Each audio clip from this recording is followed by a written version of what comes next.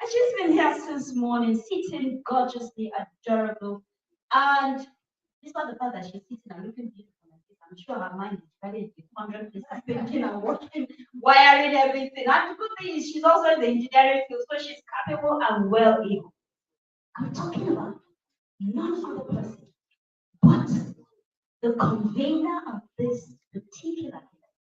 And she's been doing it for years now. Ladies and gentlemen, please help me with a resounding applause. Appreciate the presence of Mrs. Motorayo Opaika. Please a round of applause for this wonderful, wonderful team. I know somebody was going to give a standing ovation. Do you think it's easy? Let's give it to her. Standing ovation. Don't you deserve it? Whoa, please another round of applause, please. Beautiful sister. Welcome, ma'am. Thank you so much for the wonderful work you're doing, for the beautiful things you're doing.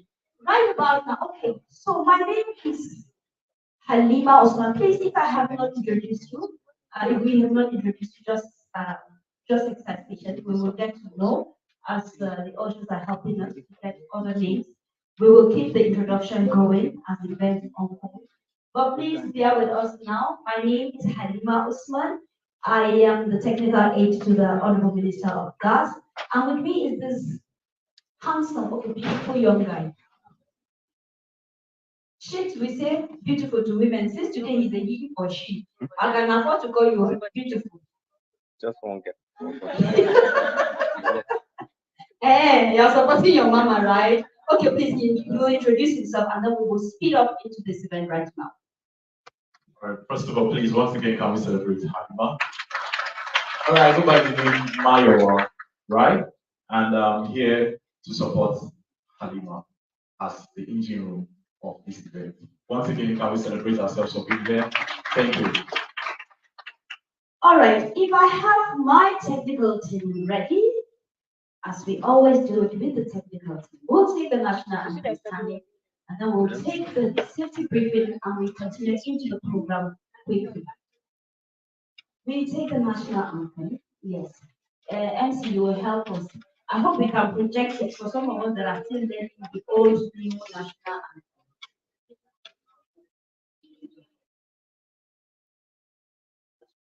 Calm down. Just enjoy the lyrics, enjoy the melody. If I have you, DJ, can we roll?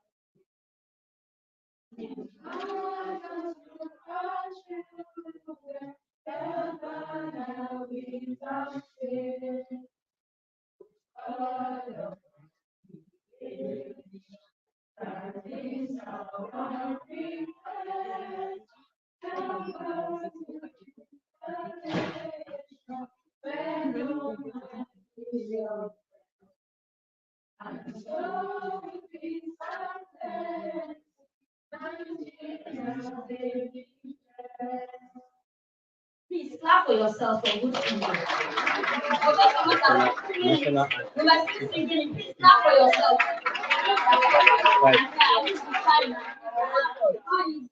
I don't laugh. I can bet you that you know. Thank you very much. Please, another round of applause, please.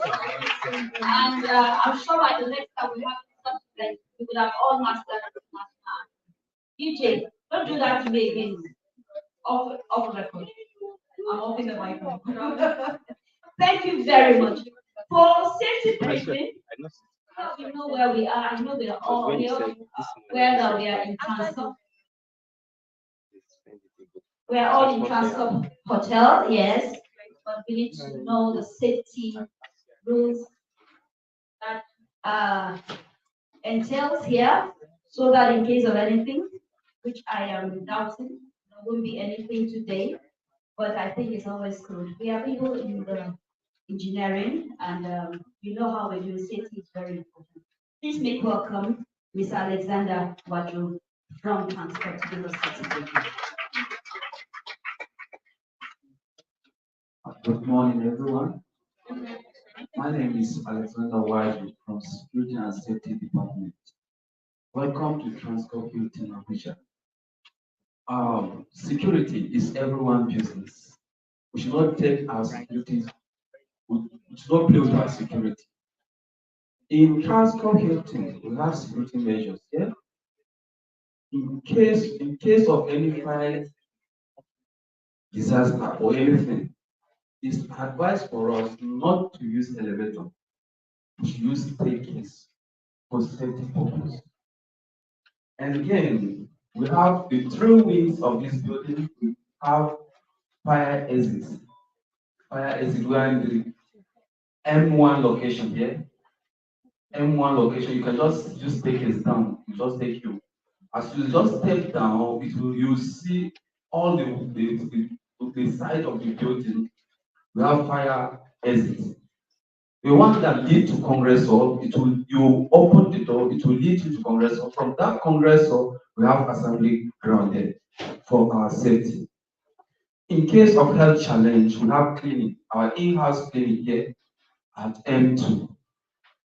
Or if you want to call the clinic, we have the number to call 6420. 6420. 6420. We have control room number. In case of anything to review or to view anything, we have 6432, 6432, we have 6200, we have 6125. And in case you want to get more information from our security desk, we have 6146, 6146, 6146. And it's advised for us, security, we should take our security so serious. As you are stepping out, carry along with your bag, go along with your bag, please. Don't leave your bag inside. Suspect every movement. You don't know the person that's very close to you. Please, we should take our safety so serious. And we have paid parking system here in the hotel. As you are driving out, it's advised for us, you just have your program, sure that they will override it for you without paying a dime. And again, please, your gate pass, don't, anywhere you find yourself, don't always leave your gate pass in your inside your car. Because someone can use your car without the gate pass exit the building. So always move around along with your gate pass with you. I don't know if there's any question. Is there any question? And we have our restroom just behind me. Just you turn like this. We have restroom. If in case you want to use yourself, have a good deliberation. Thank you very much, Mr. Alexander Wadru, for that beautiful safety briefing. There won't be any fire incidents, and I'm sure Transport will not have any drill today. So we will have a wonderful time. We'll enjoy ourselves from start to finish, and it will be beautiful all the way through. I just want to take this time to recognize some of our partners. So I'm sure you know that this event is the International Women in Energy in Engineering Day. It's a summit, and it's starting today, this morning, and even till the evening hours. So it's a wonderful day we have throughout today. Let me just quickly run some of our partners, some of our sponsors, our supporters that have been with us all the while, supporting us. being behind us and giving us all the support. You know, we women, we always need support, and especially women in engineering. Yeah, it's a men's world. So we have some wonderful people that have been supporting us. And please, as I call them, please a round of applause for all of them. As I call them, just a round of applause to all our partners.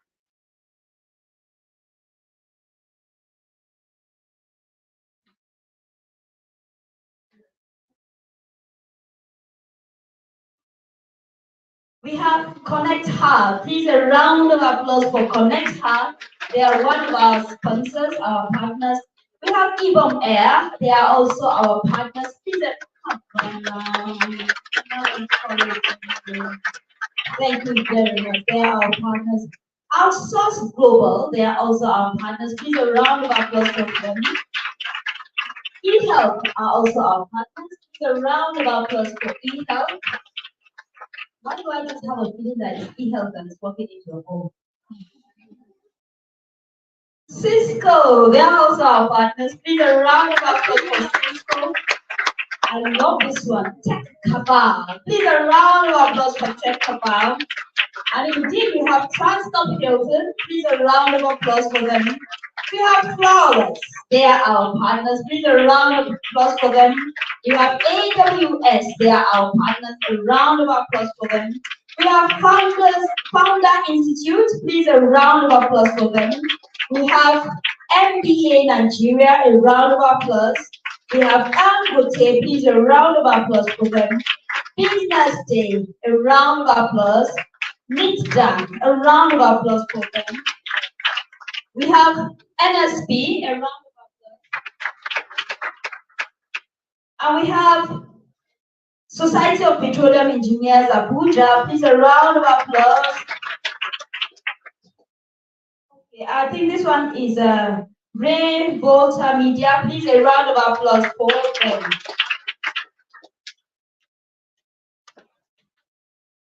Okay, while we're still on it. All right, while we're still on it, we have Engineer Jennifer, the SSA to the President of Entrepreneurship, Development in Communication, Innovation, and Digital Economy. Ladies and gentlemen, can we celebrate her? Can we put our hands together for her? We also have Engineer Bakes Salau, the MD, Mikitai Engineering and Construction Limited. Please, can we put our hands together for her too? Thank you very much. We appreciate your presence, we appreciate your support. And right about now, we have been waiting for your arrival. I want to call the woman behind the scene, behind this whole work. And we all know that she is the founder of who knows who? Who knows now? She's the founder of, let's chorus it together. She's the founder of, are all the ladies in this house excited for this program? All right. I want to call on the CEO and founder of Womenovate. I'm talking of none other than this beautiful, adorable sister of mine, Mrs. Motorayo Okano. Please a round of applause as she comes to give us a welcome. Thank you very much, Amina. Good morning, ladies and gentlemen. It's all protocols established and engaged. It's a pleasure to see all your beautiful faces here this morning. It gives me great pleasure to welcome you to this year's edition of the Women in Tech and Engineering Summit and Award. An opportunity for us to dialogue and have insightful discussions, inspire our younger ones, add value to their lives, and most importantly, to appreciate and celebrate the notable contributions of you wonderful women that are doing great things all over. It gives me immense pleasure to welcome you, in spite of all the challenges that we're faced with as women, and even as citizens of Nigeria as a head. We make time, and we're still doing our best to contribute our quota inspire one another, and contribute to the economy. It's a pleasure to have you all here today. I wouldn't want to take our time any much further because we had a late start because of the weather and other things beyond our control. But we are here now, and I declare the summit open and declare that we will have a wonderful time shared with each other. So I welcome you. Thank you very much.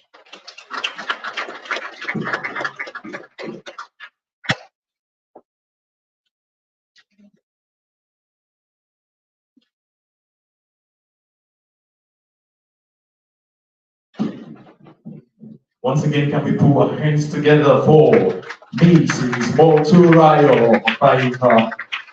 You will agree with me that she has done a whole lot, and women are the ones ruling the world, right? Okay. So, I crave your indulgence. If you're a man in the house, can you help me be on your feet? If you're a man in this room, I'm seeing some men sitting down. Wow. Please, can you just help me be on your feet? If you're a man in the house, yeah, I'm seeing some. Okay, even if you're a boy or a male, let's make it that way. All right, all right. Okay, please, can we celebrate the women as they're having their seat? So we have gentlemen here. Please, once again, can we celebrate the women that are having their seat? All right. So you can have your seat, please. You agree with me that women are the engine room of anything we get to see in the world. And that is why we're celebrating all the women, and we're also celebrating women in engineering. The next on our agenda today is the keynote address. The keynote address for the future of women in tech. The keynote address for the future of women in tech. And we'll be having Engineer Margaret Oguntala, FNSE, the president, the Nigeria Society of Engineers, ably represented by Engineer Kalimatumi Giwa, the national chairman, Nigeria Institute of ICT. Engineering, a subdivision of the Nigerian Society of Nigeria. Ladies and gentlemen, can we put our hands together as we welcome Engineer Kalimatumi? I think we can do better, right? Can we put our hands together for us? Thank you very much, MC. I dare say you tried a bit. I've heard different versions of my name, and I would say this is the best I've heard yet. Good morning, everyone here present. The name is actually Kaltume Giwa. If you want to include the title, that will be Engineer Kaltume Giwa. I would start before I delve into the keynote, seeing that I am representing the president of the Nigerian Society of Engineers. I would be talking to my keynote address right after this. But there's something I would like us to know. The Nigerian Society of Engineers has been in existence since 1958. The Nigerian Society of Engineers got her first female president 65 years after inception. And though I'm representing her, believe me, her presence fills every room she's in. So just believe it's the voice and not the presence of Engineer Margaret Oguntala that is here today. She was sworn in January 2024, like I said, after 65 years of the existence of Nigerian Society of Engineers. So really, I am honored to be filling in these very great shoes, and I really want to commend the CEO, Mrs. Moturayo Opaika, for this initiative to have the president as our keynote speaker. Keynote address on Enhanced by Technology and Engineering by Engineer Margaret Aino Oguntala, FNSE, President, Nigerian Society of Engineers, at the 2024 Women in Technology and Engineering Summit and Awards on this day, Friday, the 21st June 2024. the CEO Womenovate, Motunrayo of Panika, the CEO and MD Night Consult, ably represented, all other CEOs here present, our dignitaries, all partners who I cannot mention, who have been mentioned at the beginning by Halima, our MC, the students here present, of course, our engineers and technologists of tomorrow, and the he's for she's here. Good morning and welcome. It is a profound honor and privilege to stand before you as the president of the Nigerian Society of Engineers at this remarkable event organized by Womenovate. The theme for this year's summit, Enhanced by Technology and Engineering, is not only timely, but also crucial as we navigate through an era defined by rapid technological advancement and engineering innovations. We gather here to celebrate the incredible achievements of women in technology and engineering, to recognize their contributions, and to inspire the next generation of female engineers and technologists. Our presence here today underscores the importance of diversity and inclusion in these fields, and it is a testament to the progress we have made and the work that still lies ahead. Technology and engineering, the cornerstones of progress. Technology and engineering are the cornerstones of modern civilization.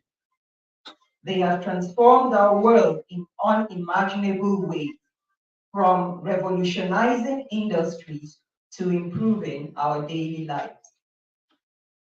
As we embrace the digital age, the role of technology and engineering becomes even more critical in addressing the challenges we face, such as climate change, sustainable development, and of course, the global health crisis. Women have been at the forefront of these transformations, driving innovation and breaking barriers. Their contributions have not only advanced our technological capabilities, but have also enriched the engineering profession with diverse perspectives and solutions. However, despite these strides, women remain underrepresented in these fields. And it is our collective responsibility to bridge this gap. Empowering women through technology and engineering. Empowerment through technology and engineering means providing women with the tools, opportunities, and support they need to excel. It involves creating an environment where women can thrive, where their contributions are valued, and where they are encouraged to take on leadership roles. We must invest in education and training, ensuring that girls and young women have access to quality STEM education from an early age. Mentorship programs and networks are essential in guiding and supporting women throughout their careers, helping them to navigate the challenges and seize the opportunities that come their way. And I would say at this point that that's one of the things Apple NSE does. There is a specialized branch of the Nigerian Society of Engineers that caters to female engineers. It's called the Association of Professional Women Engineers of Nigeria. And indeed, we advocate STEM education from an early age and we mentor them. Next, innovation and collaboration, the path forward. Innovation thrives in an environment of collaboration and inclusivity. By fostering partnerships between academia, industry, and government, we can create a robust ecosystem that supports technological and engineering advancement. The Nigerian Society of Engineers is committed to promoting such collaborations, working closely with stakeholders to drive sustainable development and economic growth. Today's summit and award ceremony is a perfect example of the power of collaboration. Womenovate has brought together a diverse group of individuals who share a common vision of empowering women and advancing technology and engineering. Let us leverage this opportunity to exchange ideas, share experiences, and forge new partnerships that will propel us towards a brighter future. Conclusion. As we celebrate the achievements of women in engineering and technology today, let us also renew our commitment to fostering an inclusive and supporting environment for all. Together, we can create a world where women are not only participants, but leaders in shaping the future of technology and engineering.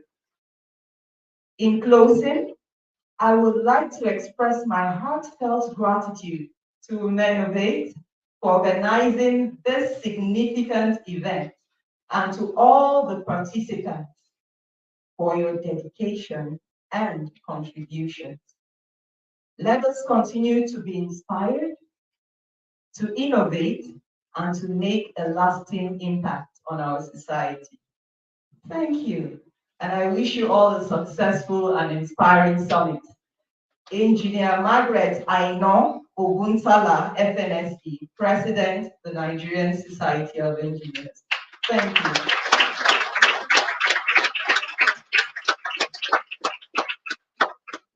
Thank you very much. And indeed, I totally agree with you when you said she is in the room herself. Because if you listen to her keenly, you will be caught in the spirit of a moment and in every word she said throughout her presentation. And I love the voice.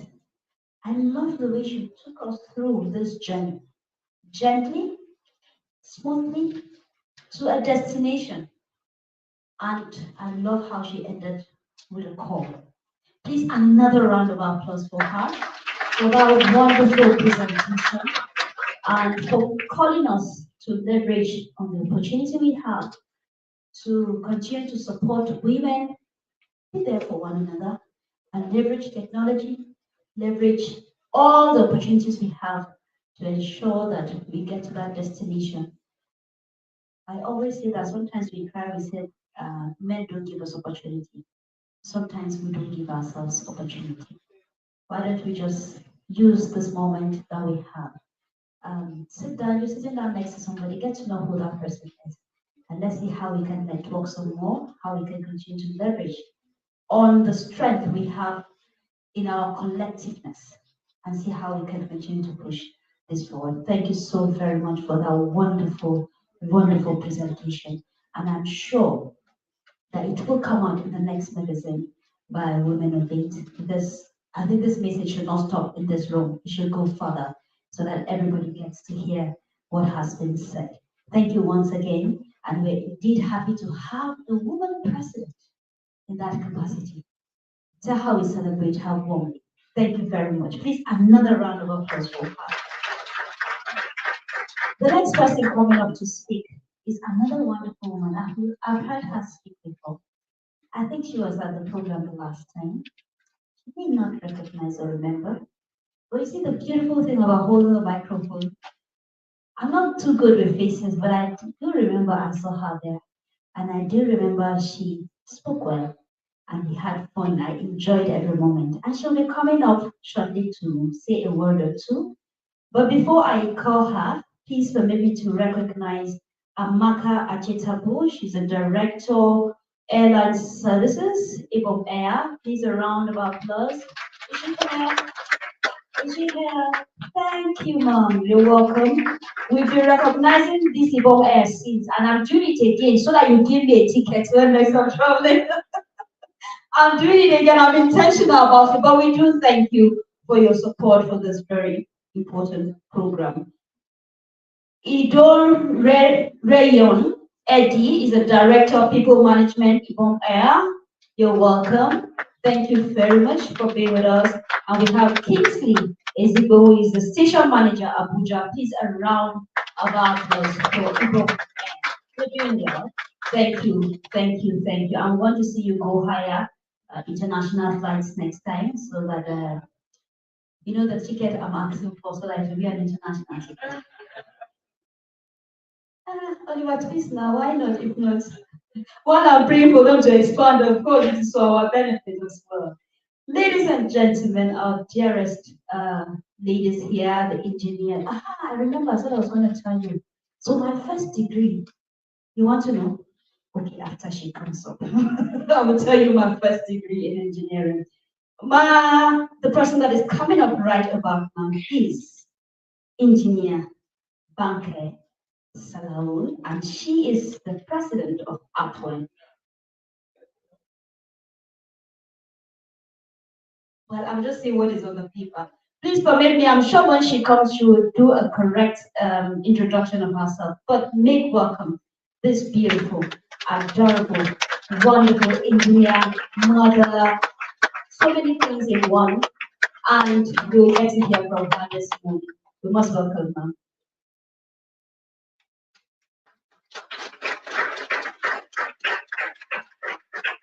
Good morning, everyone here. I would like to correct the big appellation. I'm not the president of Appoint. Sorry. I'm actually the MD CEO of the Design Engineering and Construction Limited. It's my pleasure to be here today.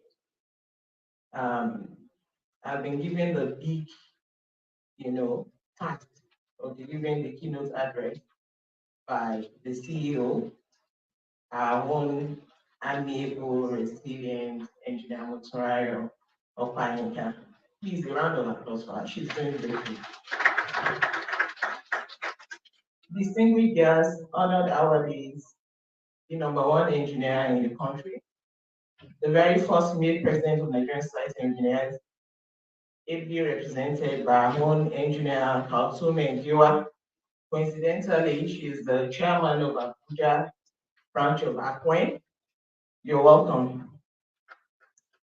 Inspirational women in technology and engineering, permit me to stand on the established protocols. It is with great honor that I welcome you to the Womenovate 2024 Women in Technology and Engineering Summit and Awards. It is an immense privilege to stand before this distinguished audience, gathered to celebrate a community dedicated to the critical mission of enhancing technology and engineering through the power of diversity and inclusion. The theme for this year's summit, Enhanced by Technology and Engineering, beautifully encapsulate the spirit and mission of Womenovate. Established in 2021, Womenovate has rapidly emerged as a pioneering force dedicated to empowering women, promoting gender diversity, and fostering inclusivity across science, technology, engineering, and mathematics sectors. The Womenovate journey aligns closely with the United Nations Sustainable Development Goals 5 and 8, aiming to close gaps and eliminate barriers for the Nigerian women in STEAM. Now, there's a new one, science, technology, engineering, agriculture, and mathematics, through education and experience. Since inception, over 500 women and young girls across all 36 states of Nigeria have been impacted, equipped with tech-enabled skills and open doors to endless opportunities. The mission is clear: to drive positive change by championing women's advancement in the workplace, technology leadership, and entrepreneurship. The aim is to break barriers, challenge stereotypes, and create an ecosystem where women can thrive, lead, and contribute meaningfully to the society. The vision is ambitious, yet attainable. Womenovate aims to be the premier community for female STEM professionals, entrepreneurs, and business owners in Africa, providing resources and fostering gender lens investing. Through an inclusive and accessible learning environment, the future envisioned is one where gender disparity in STEM fields is eradicated. I hope we can do that.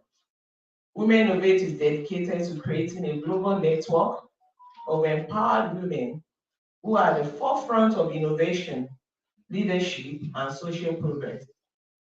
Today, it is a great honor and pride that we recognize the awardees who have distinguished themselves in their respective fields of endeavor. These remarkable women have championed the cause of women in STEM, breaking barriers while bridging the gender gap. Their achievements and dedication serve an inspiration to us all, and their contributions are pivotal in advancing our collective mission. Subsequent upon the deliberations from the last summit, it is evident that significant strides have been made in the Womenovate community. The initiative launch have not only empowered women and young girls, but have fostered a culture of inclusivity and collaboration. The milestones achieved have paved the way for even greater accomplishment, and the stories of success and transformation continue to inspire and motivate us. To achieve these goals, a comprehensive roadmap has been laid out, ranging from short, medium, and long-term goals, which include training of 100,000 young girls and women aged 18 and 35 from 4 regions and families within the next 3 years. Training, mentorship, internship, job placements, and startup grants to female entrepreneurs. Training of 500,000 young girls and women within the next 5 years. Training of 1 million young girls and women over the next decade, among others. All these, you agree with me, comes with their financial implications. And the sum of $2 million will have to be raised to support the medium term, and a projected amount of $10 million is required to ensure sustainability and expansion of the impact in the long term. Looking ahead, exciting future initiatives include the completion of the Womenovate Hub Center, where young girls, the students that are listening, can access resources for free. The launch of a scholarship program for young women in STEM, expanding global partnerships, and introducing new online courses focused on leadership, development, and career advancement. None of these will be possible without our collective cooperation to support the hard work, commitment, resilience, and unwavering dedication of Engineer Muturaya and our team. And of course, the support of esteemed partners, including the Founder Institute, AfriLab, United Nations Women, Women Impacting Nigeria, Babaradi Foundation, She Code Africa, Solar Communities, and a host of others who share the vision and commitment. As we gather here today, let us celebrate the remarkable achievements of women in technology and engineering, draw inspiration from their stories, their resilience, and determination. Let us reaffirm our commitment to creating a world where gender parity is not just a goal, but a reality. Once again, I welcome you all to this year's summit. Surely, together, the world can and will continue to be enhanced through the power of technology and engineering, with women playing a pivotal role. Thank you and welcome.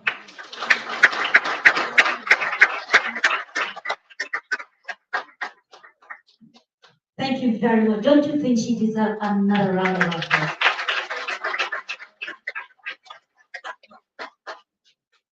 I love to pick some words when somebody is speaking. She said the intention is to bridge the gap, close the gap with person, and of course give. Well, maybe our own time, but then we have a lot of young ladies coming up. And Nigerian population, what is it for women? 50. 49. So we need to really leverage on what we are hearing this morning to see how we can really, really bridge and close up these gaps. Please, another round of applause for her. While all of this is going on, one woman has been sitting here, quietly listening to us, and in her own nature, just kept quiet and never said anything. And I want to sincerely apologize, ma'am, for not recognizing your presence. It's not deliberate, and I totally take responsibility for that. I want to say sorry about that. I'm talking about none other than Mrs. Wayemi Eribo. She's the Director General, Women Chamber of Commerce, Industry, Mines, and Agriculture. Please make it a sign. Please make it a sign. Thank you very much for being here. And thank you for your beautiful spirit. You know, if it were me, I would have made trouble since people didn't recognize me. Do you think it's easy to be a DJ? Well, Mom, thank you so much. We appreciate your presence. We appreciate your support, and we do love you absolutely. And by the way, you look so beautiful. Thank you so much. That's one of the beautiful things about women. When they are there, they just make everywhere beautiful. Thank you. Okay. I've been instructed to see that we finish this event latest by 2 o'clock. Latest. So I'm going to try as much as possible to run, not with the speed of light, but at least we'll try. So that we have fun, we'll enjoy the moment, we'll share ideas, we'll work together, we'll network, but so we can live in good time and then do other things again. I'm sure we have another event in the evening. So I'm going to call somebody who's going to take us through the panel discussion this morning. And she's my beautiful sister. I do love her absolutely, and she knows that without a doubt. And she will call her panelists to do this very interesting discussion on women in leadership, challenges and opportunities. Women in leadership. There are challenges, but there are opportunities. Please make welcome Mrs. Kate Semlek. Please, a round of applause for her as she takes the last places. Thank you very much. Permit me to, for want of time, permit me to stand on existing protocols. Right? My brother once cracked a joke. He once shared a joke. He asked a question. So, if you're going to pay bride price for a widow or a woman who's been married before, is it okay to say to stand on existing protocols? Joke.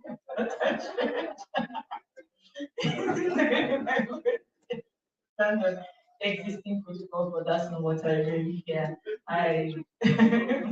The beautiful women in this room, I'm absolutely honored to be in this room for this event the second time. Last year I was very involved in the planning more than I was this year.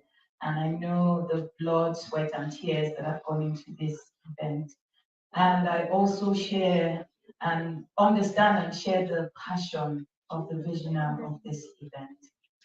It is visions that become reality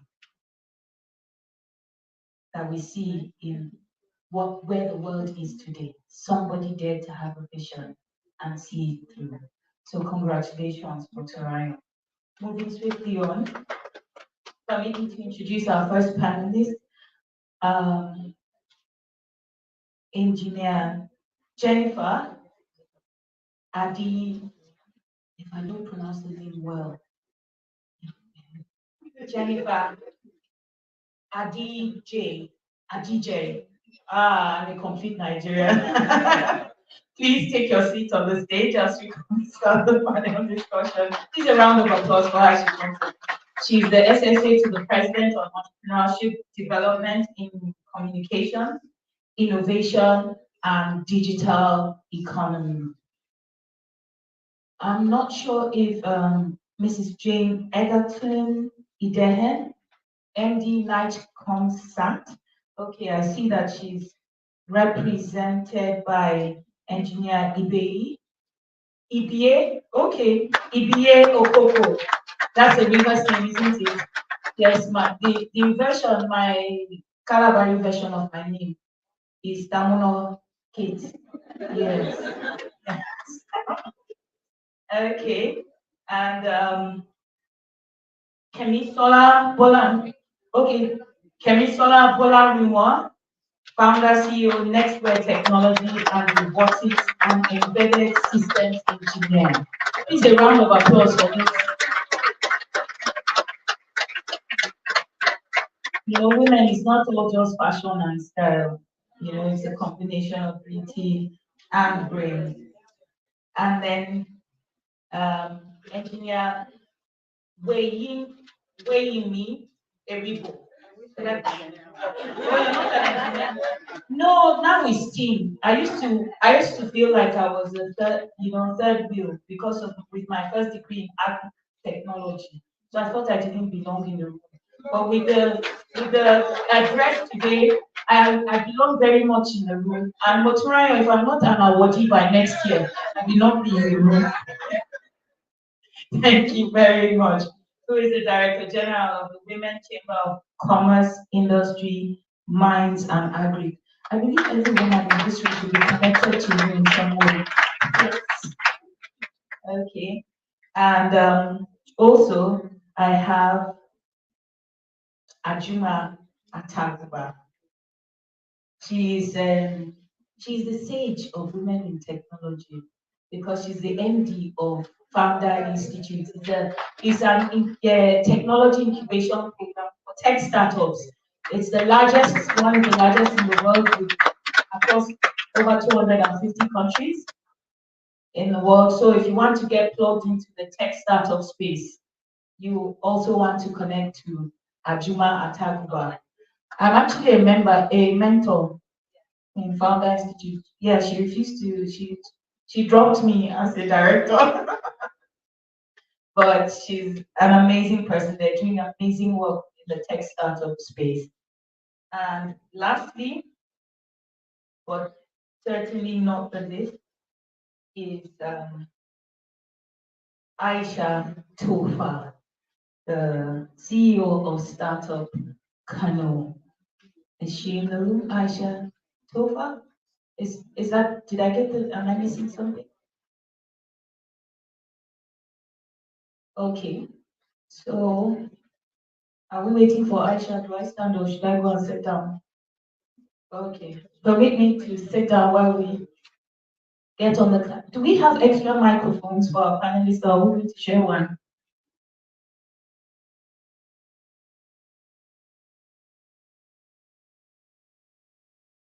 Any extra microphone? Okay, so while they're bringing the microphones, I'm going to start. First of all, welcome beautiful women to this panel. Let's start. First of all, the essence of this panel discussion, first and foremost, is to encourage women to hear inspiring stories, so that some young girls sitting in the room from any of the secondary schools or from anywhere will be inspired to say, if this person has done it, so can I. I think if we're able to achieve that, then we have done something. Also, to see the value of mentoring and other things, and all the steps that they need to take to equip themselves to get to where you are today and probably beyond. So, in 2 minutes each, I'm going to go around the panel and ask that you briefly introduce yourself, what you do, then share your journey to leadership. How did you get to where you are today within the engineering and technology sectors? Because we're a long way from where it was when we were, where the students are today. Technology and engineering has come a long way, particularly for women. And what motivated you to pursue a career in engineering and technology? What inspired you to step into leadership? So let me just pass the microphone and we go down to the end of the room. Thank you. Thank you. I feel settled that you came to sit beside me now. Start there. But good morning, everyone. My name is Wayne Erigo. I currently serve as Pioneer Director General for the Women Chamber of Commerce, Industry, Mines, and Agriculture. My first degree is in geology, so I don't feel out of place. And I did that for quite a number of years before I moved. So I started my career in oil and gas, was there for a number of years. Unfortunately, I got bored. But I knew that when I was going in for geology at the time, I was trying to do it because my family wanted me to do medicine, but till now I can't stand the sight of blood and I hate injection. So I knew that it was not my calling in any way. So I wanted to do something that was equally as challenging as medicine, but not medicine. So I did some research, came across geology, spoke to my dad about it, and like, sure, go ahead. So the excitement of going to the rig and just being on the platforms and all of that was what really propelled me into reading geology. But unfortunately, the organization that I started working in, I became more, I used to call myself a desk geologist because I was doing more of the interpretation of the log than actually being, on the field. So I got bored, but I realized that, these skills are skills that I have and skills that I can use somewhere else. So I delved into the development space and, had the opportunity to intern or volunteer with a development organization that supports post-mining communities. So I did that for a while, but one of the things that came out to me during that experience was, I always like to say that for the first time in my life, I saw statistics come to life. So you read reports of how a number of people were displaced, 2,000 women are displaced, people are losing their farms, and all of that. And I actually came face to face with these people in a community in the Kogi states. So because of the mining activities that were ongoing, there was erosion, and so their roads were taken away. Of course, most women will be affected. They can't go to the farms, they can't go to hospitals, they can't take their children to school. And so that's where my work in the gender space really started. And during that time, I also found that entrepreneurship was a tool that we can use to push for women's equality. If you give women money, they make better decisions for themselves, for their families, and for their communities. So really, that's where my journey started from. And I moved really into the entrepreneurship space, entrepreneurship support space, while also running businesses, on the side. And I think for me, rising up until the point of leadership today has really just been I would say three major things. One is knowing what you want, knowing that you can be different, knowing that you don't have to be stereotyped into one. So a lot of people today, they're like, oh, but you did oil and gas, but you started in oil and gas, what are you doing here? I can be anything that I want to be at any point in my life, right? I'm not going to be put in a box, I'm not going to be stereotyped, I'm not going to say because people who have come before me have done it in a particular way, I have to keep doing things in that way. So I think for me, that was the first thing. In my mind, I already knew that. And I think maybe just coming from a family where my father was also not the first time I came in contact with what's the word, with patriarchy in a sense. So when I got into university, I have 4 brothers, but my father and mother treated all of us the same. We do the same chores, we eat the same food. I didn't feel any type of way till I got into university, studied geology in a class where there were almost 70 people and we're just about 5 girls, right? So that was the first time. So I always had that mindset that I could be and I could do anything. I think another thing that has really helped me is the power of mentorship. I've been blessed to actually have people who have held my hands. But in doing that, it's also being open-minded because people will also guide you from the level of their experience, their exposure, their expectations. But just knowing who you are and knowing at the end of the day that this journey is still yours, I think for me has been one of the things that has also helped. But most importantly, has been self-development. At a point in my life, every year, at the beginning of the year, I would have 2 courses or certifications that I want to do. At a point, some of those certifications didn't make sense to me. It didn't make sense to me why I was doing them. But now that I'm in a place of leadership, it's all coming together, right? So self-development, I would say, is something that has really, really propelled me into where I am. Don't limit yourself to say, oh, because you're in one field, you must only have ideas or have information about that particular field.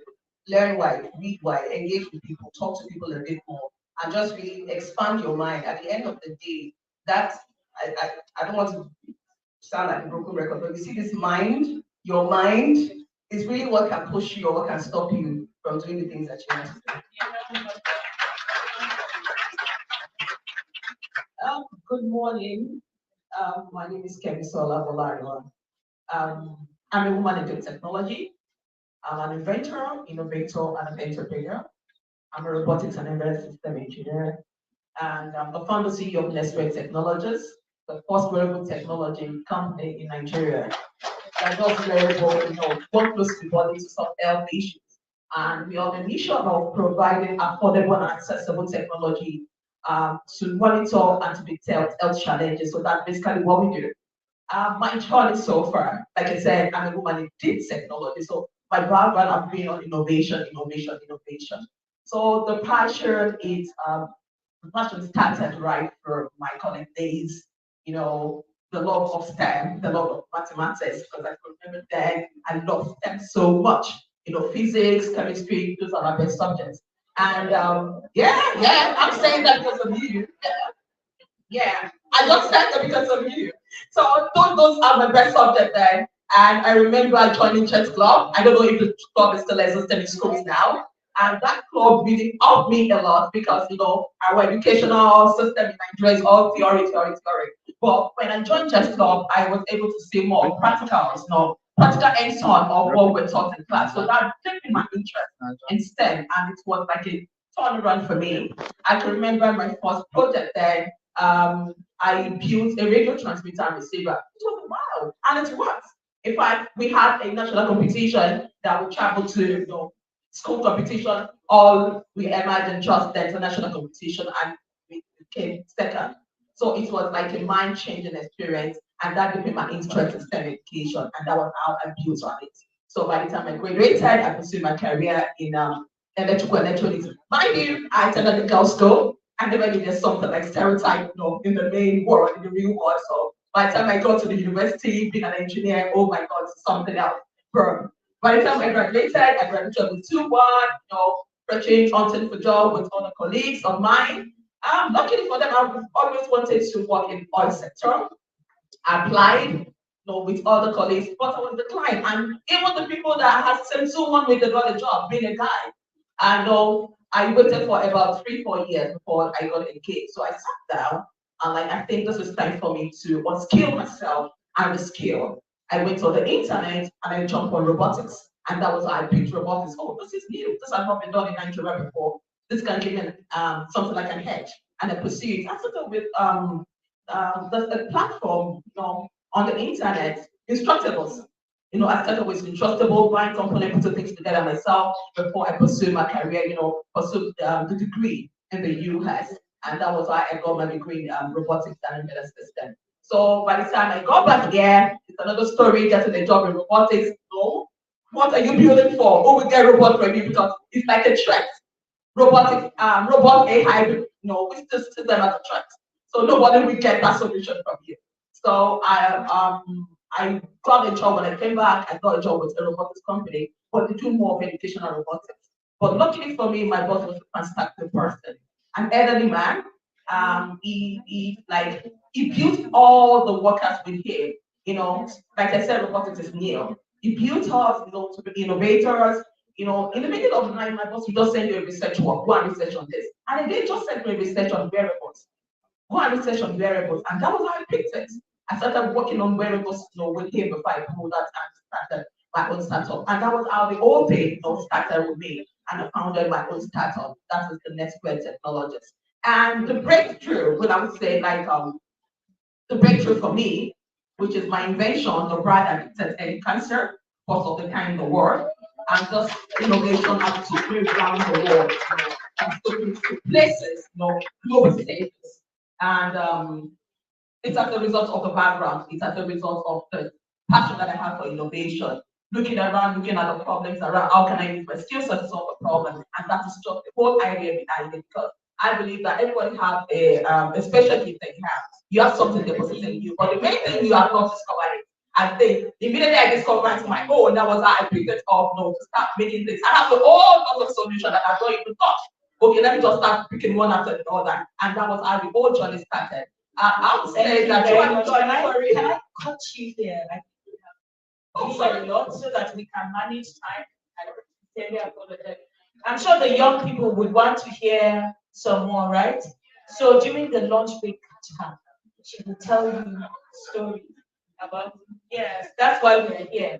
So please, anyone you want to hear more from, catch them. What did I say?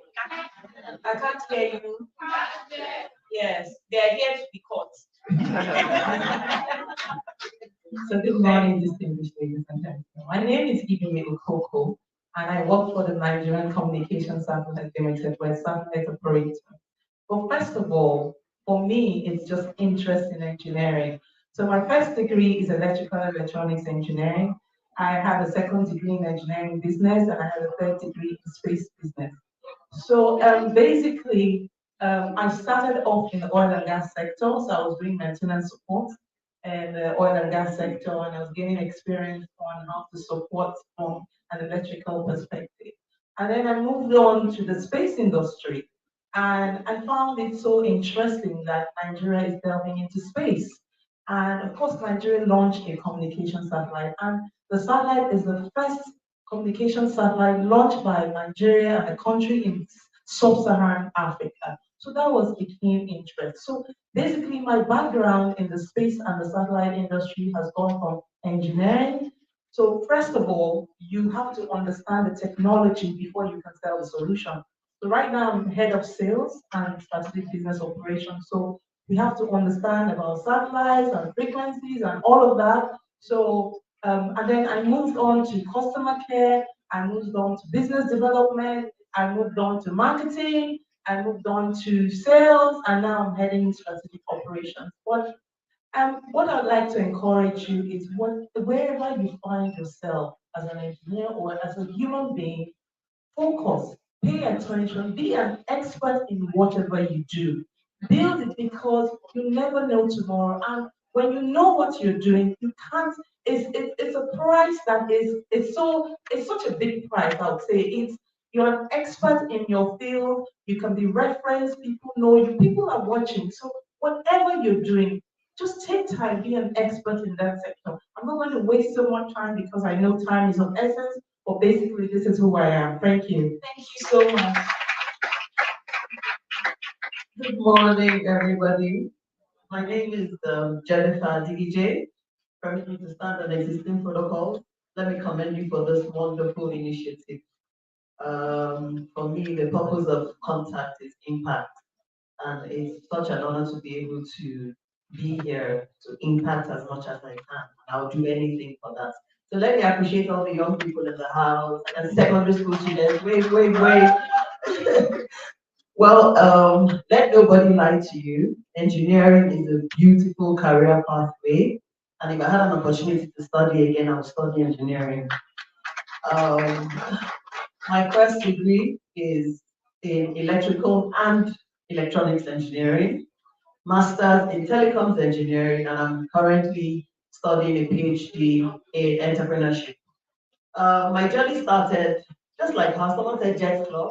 Yes, that's where we picked the interest from. I was the president of Jets Club in NGC Shagamu. And then I got to university. Yes, we know ourselves. And I got to the university, be a member of the Society of Engineers and all of that. And I dare say that it's not an easy journey, all right? All the calculus, all the integration and differentiation, it's never easy. But because we were outnumbered, the other gender made it easier for us. They would always support us, they would always help us in my time, and we had this culture, this habit of helping each other. We were real, we were true comrades. And I see that a lot in women in engineering as well. I see the spirit of comradeship, and we need to continue supporting and encouraging ourselves. So my journey is very straightforward. I didn't plan for leadership, and in most times we don't plan for it. which is why you have to be very intentional and deliberate about developing yourself, constantly developing yourself. As much as you can acquire knowledge, as much as you can acquire information, please go ahead. And the beauty about the times that we're in now is that information and knowledge is pretty much free. It's free. You know, the internet has broken all the knowledge barriers. You can go to the internet and just learn online courses for free. And I dare say that this administration will be very deliberate and intentional about providing the enablers for women, particularly women in tech, to be able to acquire these skills for free. I guess I'll talk about that more when Yes, I have to yes. speak. Let me pass on the mic. Thank you very much for having me. Hi everyone, good morning. I would like to say on existing protocols. So my name is Ajuma Akaluba, and I'm the managing director of Founder Institute, Abuja. We're a Silicon Valley based organization, and our work is to help technology startups grow their ideas to become fundable and global businesses. Womenovate is one of our portfolio companies. And so this is really an exciting time for us to see, how she has pulled through, the program. So my first degree is in estate management. So I've had decades of work in the public sector, private sector, and international development. So my journey into technology was through my interest in entrepreneurship. As far back as the year 2000, founded a company, a global, the goal was that this company is a global business, founded in the US and all of that. But then, working out of Nigeria, and of course, in that journey, I got into business development, providing advisory, and so, went on to Wharton, Copenhagen Business School, took certifications in social entrepreneurship, and before I knew it, I became an advisor to SMEs. So we currently have about 2,000 plus SMEs, that we've trained, over the years. But we got to a point where, it was some kind of frustration because we saw that these SMEs were not really growing, they had sort of plateaued. And, and so as we started researching, we discovered that, okay, they need more than a 2-day training or a 4-day training or max a 1-week training, which the IDAs would usually support. And then we also discovered that when the IDAs come into the country with the program, it's the same set of women, whether they're in Lagos or Abuja, and the programs will last for 5 years and then they are gone, by which time the SMEs are just beginning to understand, what, the businesses are really all about. And so, I got connected to British Council under a program called the CDSP, which was now an accelerator program, which lasted 3.5 months. And that was the turning point for me because we now saw the kind of traction that these entrepreneurs could get through an extended program, but then with a technology spin into it. And thereafter, Founder Institute came into Nigeria and I was headhunted for the role. And so what I'm doing now is to help technology-based companies that are leveraging, software as a service, because this is highly scalable when they build their models around SaaS, and then they can also grow to the global businesses. So I come into technology from the aspect of enterprise building. So we have the area of skills development. So when you acquire your technical skills, be it in AI, cybersecurity, data analytics, so we will help you form an enterprise around that solution that you have. And so this is my passion for now. And we need this in Nigeria. You see that Silicon Valley model, that template that Facebook, Google, that's what we use. And if you know Motoraya very well, it's hard to keep her in one place. But she stayed through with us for 4 months in that program. And, we can see the transformation, that has brought to, how she's doing her business. So thank you. Can you talk about a practical example, a living example in the room? So for those of us listening, you can see that certain things have stood out from what these women have shared, these beautiful women have shared. When we pivoted to an area where her value. So if you are somewhere and your value is not recognized, it is okay to pivot. It is okay to switch fields. And I've seen that a lot of them started in oil and gas or look for in oil and gas. Because I think though I am women in energy, oil and gas, please forgive me because I am I'm an ESCO member here, but I think that we have a lot of emphasis has been on oil and gas, and because of the high barriers to entry, that has also contributed to women not playing in the field of science, engineering, and technology. But thank you to these lovely women because they have also shared how they started, that was a good starting point, they've been able to pivot into telecommunications, robotics, satellites, and beyond. The world is going into space now, and I think we need to be positioned for the future. So maybe oil and gas, it's here to stay. It's a good bedrock, but I think that there's more for women in the field of technology and engineering. And the the thing about personal development that was emphasized across the room. Each of these women develop themselves beyond their starting point. And also Jets Club, I never thought that being part of Jets Club in secondary school would play a role. So maybe as women in the room, we need to revisit Jets Club in secondary school. What are they doing? How can we improve? Because I'm also a product of Jets Club, in school. So these are some of the themes that I saw from the responses of these women. But let me go back to Kemi Sola. You highlighted some challenges that you had.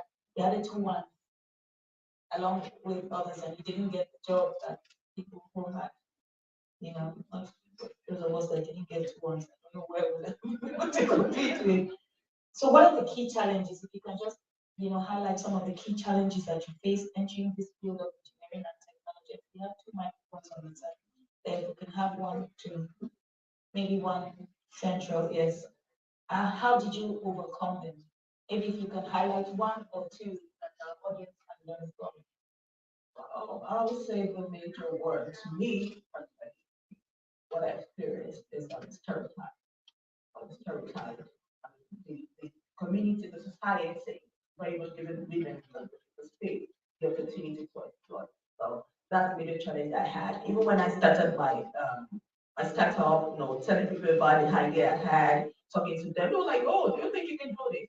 When I put, "Oh, this is the technology," I mean, no, this one is much than you.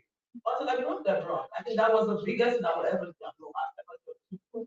They're wrong. Now they can see the value of what I'm doing and they're trying to call me for the chances of because already close. So I was able to prove them wrong, despite the stereotype, despite the fact I'm a woman, I can move mountains. Like I can make things happen. So with that, I was able to being a woman doesn't mean that it's not a barrier. And that's not a barrier to your success. Thank you very much. Able, capable, prove them wrong. Jennifer, let me ask you this next question, just building on the response from Kemi Sola. You shared, about the camaraderie, from school and all of that. But now in the workspace, because when he also said it was in school that she got to know about patriarchy, she got to see the dividing lines. I want to ask in terms of, in the area of workplace bias, because a lot of women will agree with me that that's a major challenge in the workplace. Have you encountered any gender bias, seeing, the camaraderie from school? And is there any specific things that you can share and how you were able to overcome to become an SSA to the president? Because I'm sure that for the one you, there could have been at least 50 men to take that position. How did you get there? I got there by the grace of God, honestly. But please, can I just ask? There's some of the secondary school students behind. Can you come forward? There are a few seats here, black seats in front. Come forward, because this program is for you. Come and sit in front, please. Please, those secondary school, the ones in the jackets. I see some students in the jacket. Please come forward, please, so that I want to speak to you. Anyway, like I said, the spirit of comradeship, it's something that we imbibe from a young age, and we took it on. Myself and my friends, and I'm talking about girls who were like in my class in university. We carried on into the workplace, and so for us, what engineering does, and I think everyone in this hall will agree with me that it builds in you a spirit of resilience. So when you get into the workplace, you're already resilient. So whatever comes or whatever is coming your way, you're ready to tackle it head on, you're ready to face it, and you're ready to surmount it. And so nothing limits you. So even when there are biases, I don't see it. They might be there, but I don't see it. But for those who see it, I would advise that, number one, in the workplace, you need to be an advocate against gender bias. You need to be able to speak up about it. And then two, you need to be an ambassador. An ambassador means that you represent it. So yes, there would always be gender bias. But what is more worrisome for me is the intra-gender bias. Amongst even women, there's some women that are biased against women. Am I lying? No. There's some women, so for me, that is even more worrisome. And so as women, first, we must love ourselves. We must push ourselves. We must promote ourselves. We must encourage ourselves. All right, in whatever position or whatever capacity you find yourself, as a manager, as an executive, wherever you are, always try as much as possible to push the women agenda. Always try as much as possible to close the gender parity and the gender disparity. And I hate to hear this. I hate to hear when men say, and I'm sure a lot of you would have heard it, a lot of men say, oh, you women, you don't like yourselves. And they do that to put us down so that they can gain the upper hand. And so I always correct, no, we love ourselves. And I'm a living witness, to always encourage and push the women agenda. Even in my office as SSA, I have some programs that are specifically tailored to push and to encourage and to empower women entrepreneurs or women in ICT. So my advice, for those who see the bias, for me, I look beyond the bias. For those of us who see the bias, always ensure to serve the interests of the women in whatever position you find yourself. Thank you very much. Look beyond the bias. I think it's what is that theory? Mind over matter. Yeah, law of attraction. Whatever you focus your mind on is what will come to you. So if you make the bias insignificant in your endeavor, I believe it will not be a challenge, an obstacle to you.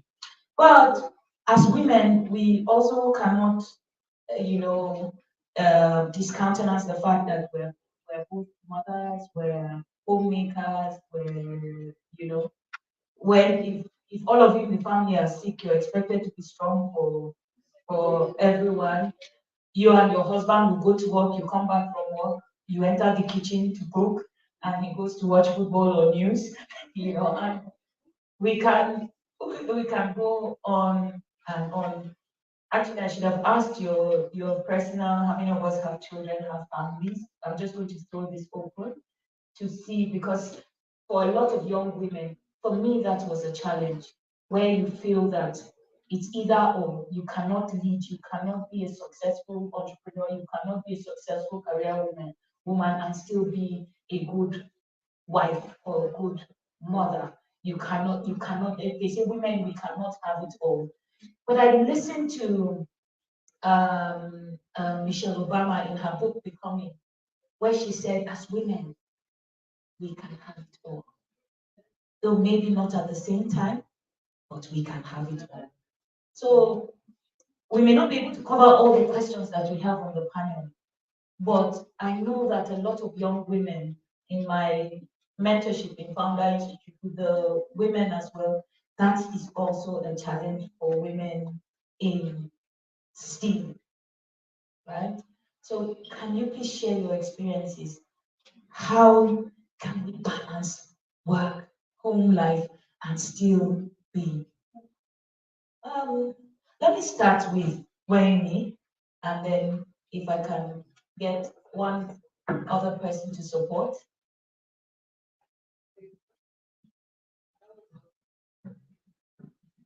I think it's working now. So there's one thing to be a wife and a mother. There's also another thing to raise a child by yourself. And I'm going to speak from that experience because I'm divorced, but I have a 12-year-old. And I started taking care. My divorce happened when my daughter was barely a year old, and she's 12 today. So I've been on that journey of raising that child by myself, I guess, raising that child, figuring out my own self as a person, and then rising up until the point of leadership. So I dare say, to sit here and tell you it's very possible. It is very possible. Just like she said, you may not be able to have everything at the same time. But what I've done, what has helped me in my life is I've looked at things as glass bottles and rubber bottles, right? There are some that when they drop, they break, and you cannot put them back together again. But there are some that will drop, it will bounce, you can kick it around, it will bounce and it will come back, you pick it up and you move on. So at every point in time, I think for me, it's always what is important to me at this time. There are times where I have to be a mother, I will drop every single thing. There are times where I have to be a boss, I will drop every other thing. There are times where I have to be me as weighing me, myself, for me. I will drop every single thing. And I think that I've gotten to that point where my child and I, we both understand. There's sometimes she's talking to me. Maybe I'm at work or working from the house and she's talking to me and she's like, Mommy, you're not listening. Don't worry, I'll come back later. Because we've gotten to that point where, Mama, you need to understand that everything that I'm doing, first of all, is for myself, but you're going to benefit from it. So you need to let me do work when work needs to be done. But when I need to be mom, I will be mom for you. So we've gotten to that point where we understand. Just like, she said, there are also stereotypes that come with that. When I was getting a divorce, I had no idea. Growing up, I'd never been around anyone who was ever divorced, raising a family on their own, nothing like that. So when I was coming out of it, I didn't know what I was coming. I didn't know the stereotypes that existed. But then you come into society and you see that people will look at you from up to down, regard every other thing else that you've done as nothing, but focus on that thing. But it is also in your hands. It is your responsibility to move yourself out of that box, out of that stereotype. And let me just wrap up by saying, nobody can take away competence from you. Sure. You see, competence, self-development, learning, no matter the room you find yourself, no matter the stereotype you're boxed in, once you have competence, nobody can speak to you. So even when you see the biases that exist, I always use competence to fight biases. Because if you open your mouth and I open my mouth and both of us will give responses, I mean, at the end of the day, we'll know the difference. Right? So competence. Thank you very much. So I would like to have two more perspectives on this. One thank you for sharing your being open about your divorce. So oftentimes very difficult for women to share. Thank you for being open about that. I want to hear from a woman who has children, who has family, who also married life. And then I would also want to hear from a woman, all of us are mature on this panel, who has reached that and is single, being able to manage that, because these are all challenges that we face in our society. So I'll just speak on a little bit of the two perspectives. So I'm married late in the Nigerian tradition. I'm married at about 42, 43. I have so before I'm married, the key positions and key events that people will feel, no, no, no, she can't go, she's single. And some people will say, go and get married first before you come on the stage. So you have that. Now I got married and I have two kids. My first daughter is almost 4 years old, and my son is 17 months. So the thing is, you need to know your journey, know who you are, and know your strengths. So, for example, you're working where you have to work 8 to 5. You know you have to be in the office 8 to 5. So you have to build your life around that. So my daughter is in a school, she has to be in an after school club till 5. And I pick her. So I take her to work, I take her to school, go to work, and then from work, I pick her up and go home. That's number one. Like she said, I go home and my husband is waiting for me. You have not asked me what I will eat, so I'm looking at you. And so I've just said, like Jennifer said, we're resilient. So I've just built that strength. You know what? I'm married. And you know what? I love him. He wants to, that's what he's asking for. That's all. If my child was asking for food, I would give my child, right? Okay, I build that. I give him food. I've just designed it that I come back, I give him food. That's what he wants, and I'm happy. And I try to eat with him and I move on. But I know that that's not enough for work. I can't, because my son, as I come back from work, he holds my leg until he sleeps, he doesn't leave me. So I know that from 6 o'clock to 8 o'clock, I'm grounded.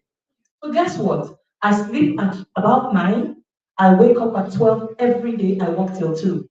So I focus and do my work, all the work I have to do, I concentrate and do it, and I sleep from 2, and I wake up at 6, and my day is going. So the truth is, be true to yourself, know who you are. Some people can't do that, but if you know you have that strength, think about it, it's just for a while. The children will grow, but you have, and then my weekends are for the family. Very hard, very, very, you don't really see me out unless it's very important. I dedicate the weekend to do assignments, bond with the kids, and do many other things. But the truth is, you have to balance it, and that's where I'm coming from. Thank you. Fantastic, fantastic. Thank you very much. Thank you very much. You know what? I am learning from you too, because I'm on that journey right now. From here, I'm going to join my daughter in the hospital. Yeah. Oh, okay, please, can we have a microphone for?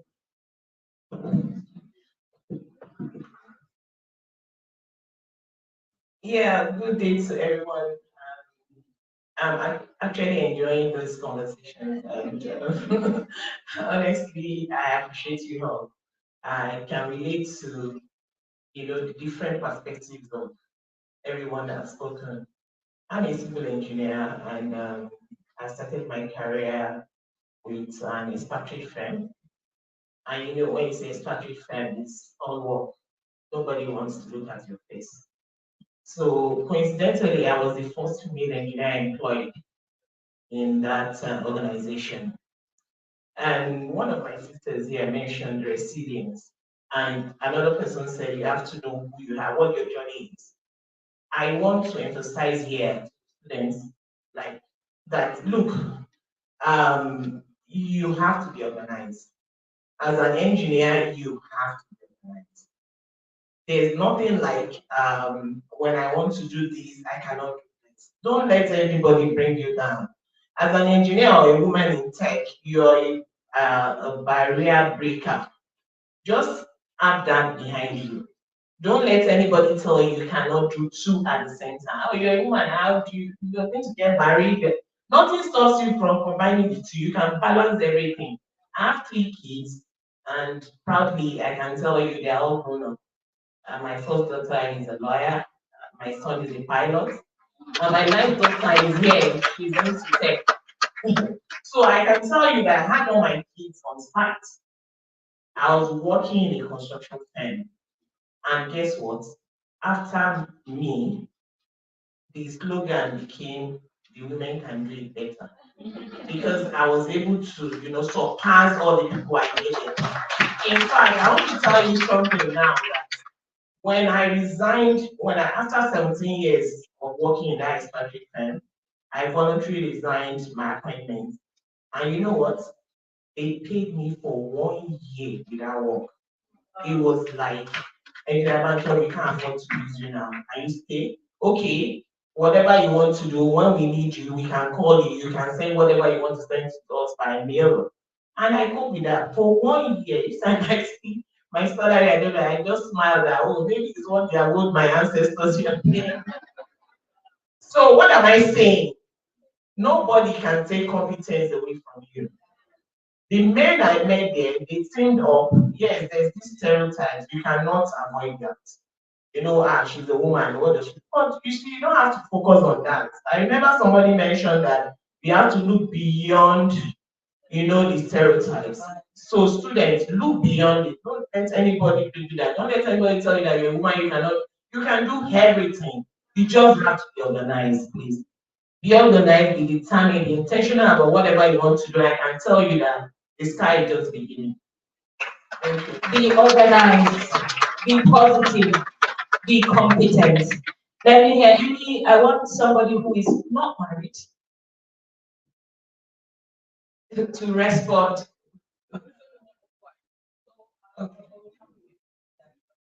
That discussion because it's an avenue for me to learn. I'm learning because I'm still having the problem of balancing the two. I have a son, a 9-year-old son, and I'm a career woman. Yeah. It's a good question. So trying to balance that is still difficult for me. Whenever I have an opportunity to be with a mentor, I discuss this. I'm still trying to balance. So it's a very platform for me. Thank you. Thank you very much. Thank you. Juma wanted to say something.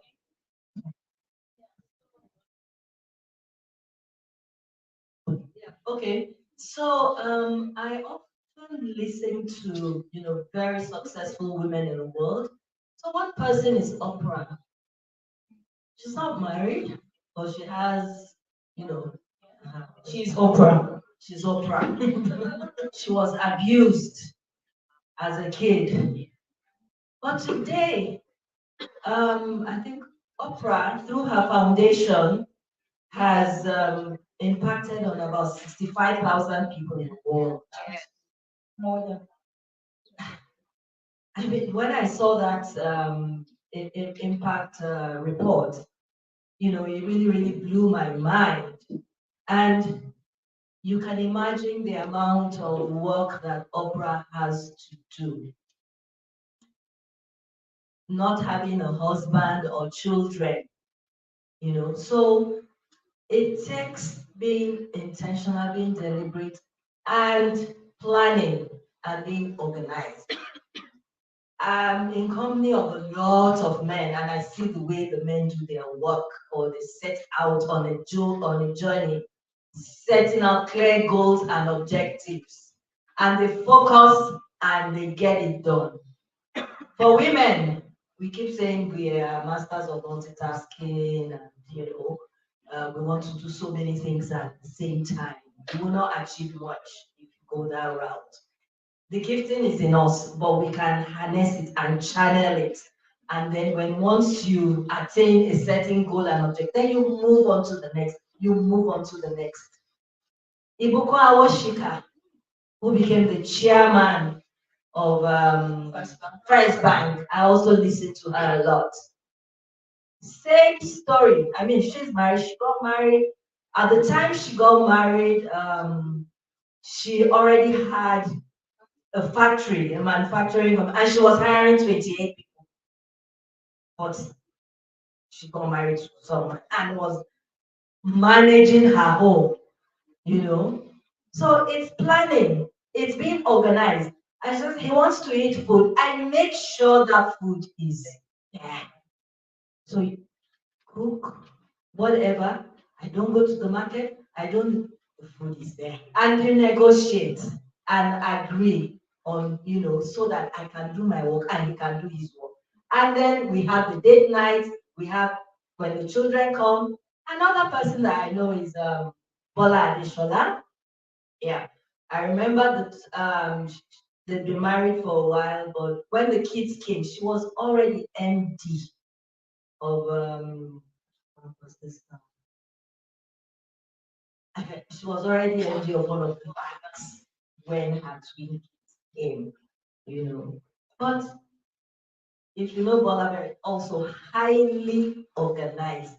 That her home was running just like the way her office runs, and there was never an issue one day. So women, ladies from an there's something called the personal development plan. Okay, you must have it on a sheet of paper. Just write annually an annual plan for your life. So when you're single, the challenges you have, they are different. When you're married, they're different. Parenting is, so you must understand and learn to know how these things work. And then adjustment, can be, it's not 100%, but then you can, adjust easily. And the sky or above the sky, would you say it's the limit? Or it's the starting point now, because we're going into the cosmos now. It's a round of applause for our panel. I'm learning so much from this panel. To be honest, in your responses, you've touched on the other questions that I have. So for want of time, I'm going to pause with my questions so that I'm not the only one asking. Let's hear from these young people that we are here for, right? Can I have a microphone sent to the audience? I would like to take maybe 2 or 3 questions from the young people or anybody while they're standing up. Women, please. If you enter a room and people judge you because on your marital status, please disregard it. You can be all that, whether you're single, married, whether you have children or not. It should not be a barrier. It should be a plus. And I need to also improve on my level of organization as a person. That's one thing I'm learning. And another thing that helps me as well is that in my house, I have every labor saving equipment that I can get. I have a robot vacuum cleaner. I have, if there's a technology that will help my life be easy, I will get it. It also helps. So all these women that are saying, my husband wants pounded jam that must be pounded fresh from the mortar. And to the men in the room, please let us understand that your wife's brain is more useful than the amount of manual labor that she can do in the home. Do we have our first question? My name is Chisom Stelma. I want to ask this question that how is it? Sorry, Chisom, right? From which school, please? Yes, model Moitama, I'm in JSS2. Beautiful. Now, I want to ask, how was it easy to do all this stress and somehow, how was it easy? Okay, is easy the word that we are looking for here? Can I have someone respond to this? Which of our panelists do you want to answer? Anyone. Anyone. Look at us and just point at the person you want to answer. Auntie Jennifer, please, there's a microphone on that table. I'm going to talk to you like my child, all right? None of these women sitting here got here by having an easy life. Nothing good in life comes easy. You're going to have to work hard. You're going to have to make sacrifices. And you're going to have to focus on the ultimate goal. And when you know where you're going, your focus is what drives you. And that's what propels you to overcome the obstacles. Because obstacles will come. It's inevitable, it's part of life. You will have challenges, right? So nothing good ever comes easy. So I don't want you to use that word, how is it easy? What you should be asking is, how did we navigate? All right? How did we navigate? And I think everyone here has pretty much touched on it. You have to be very organized. You have to be very intentional. You have to see beyond the barriers. You have to develop yourself so that you can always step out and become, what was the word again that she used? Competence. Yes, you have to be competent. That's what will differentiate you. That's what will sell you. That's what will keep you a step ahead of your peers. That's what will get you into the room. Do you understand my point? So don't look for the easy way out. It's a round of applause for Auntie Jennifer. What Auntie Jennifer has said to go to secondary school is number one, when you should read. Don't be on social media. Don't be on YouTube. Don't be on. Don't be watching cartoon on Disney Channel, TikTok. Read when you should read. Okay. What does that mean? What does competence mean for a secondary school person or a person still studying? It means that you should be top 5 in your class. Because the people that are top, I used to fight to always be top 3 in my class. They don't have 10 heads. They're not smarter than you. Okay. Knowing that you will not just be an engineer or a successful woman, you will also be a good wife. You will also be a good mother. And should you decide not to marry, you will have children across the world whose lives you have changed, just like Oprah.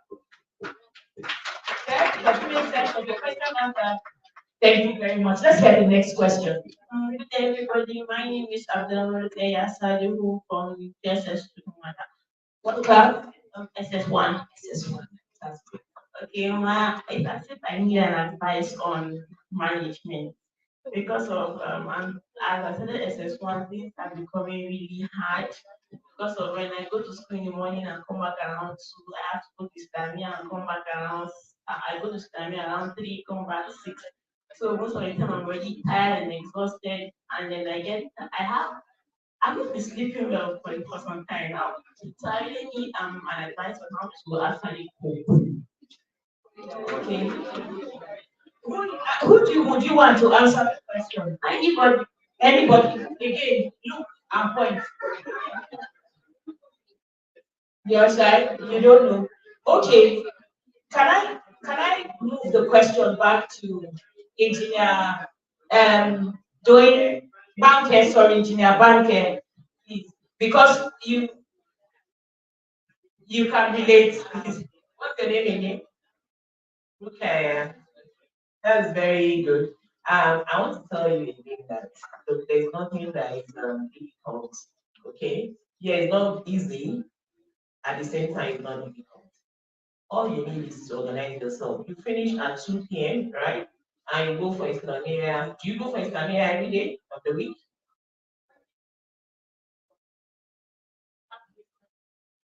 So you go for Islamia only twice a week. 5 times, or you go 5 times a week for 3 hours, right? Okay, fine. You have to organize yourself. Okay? There's no watching of films, no Netflix, no whatever.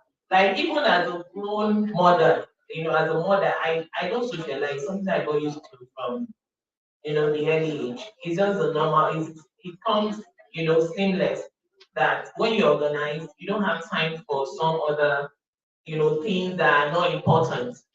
Do you understand? So if you finish at 6 p.m., you can have your siesta, between maybe 6 to 7 or 8. Okay? And afterwards, if you wake up, you have assignment maybe from Islamia or your school, you can still do that and still sleep at 10. So when do you normally sleep? 9. So how come you don't sleep well? You just mentioned that you don't sleep well. If you sleep at 9 and wake up when?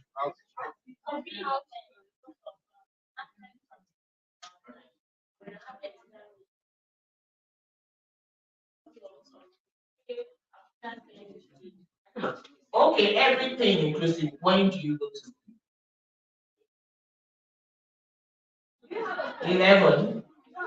Are you sure you don't have a phone? Because that's another distraction. I don't know. I don't know, ma. It's my basket. Yeah. I don't know, ma. Right? Because 5 times a week Islamia. I'm not a Muslim, so I don't think that I'm in a position to talk I about also that. don't really understand why you go for Islamia 5 times a week. Because because there's also the 5 times things a of week. how Well, it was. anyway, my own children are Islamia at home, so I don't know about going out for Islamia. So in any Because case, she's not entirely in control of her time. It's dictated by the parents, and there are mothers in this room. So not to, again, I don't feel qualified to be able to speak. but here. the issue is, you see, you have to also encourage them to learn how to cope. We have to encourage them to learn how to be organized from now. Because by the time she grows and becomes whoever, she'll be a mother, you'll be a wife, you have to be able, you have heard from all of them and all of us. You have to be able to cope. You have to be organized. So if you do Islamia, it's not forever. When are you going to finish? We are learning the Quran. When are you finishing?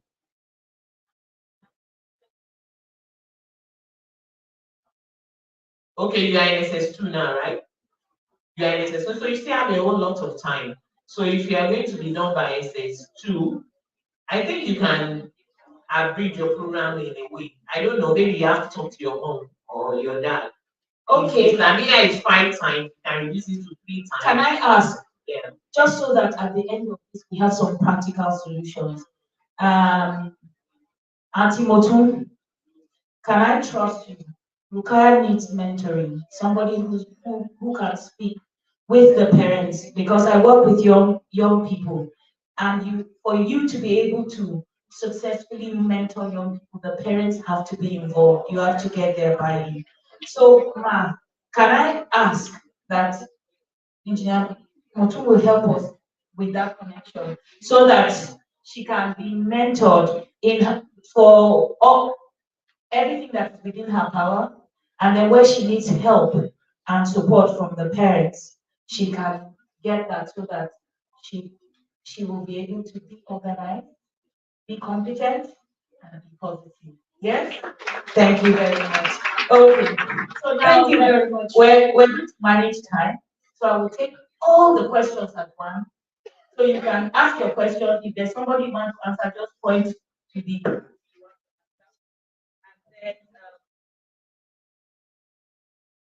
and then so just point to the question you want to answer, and you will note the question to everybody and respond at once.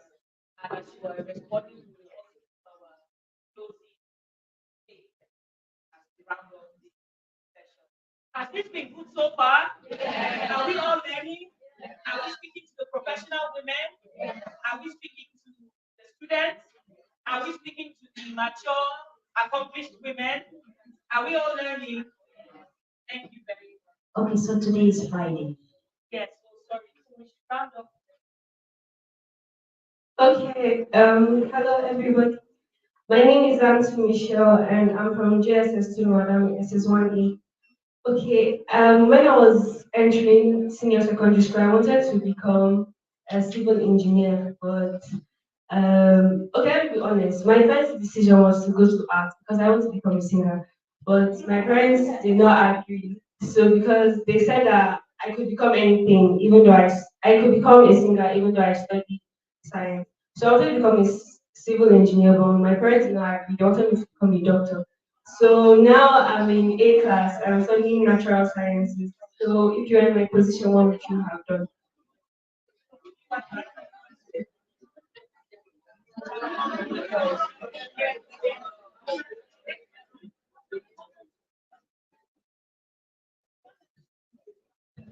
Good day, everyone. My name is Chrissy Christopher. I'm from Jesus Modern Tama. I'm in Jesus today. My question is, how do you manage to get up the courage no matter how you've got many discouragements?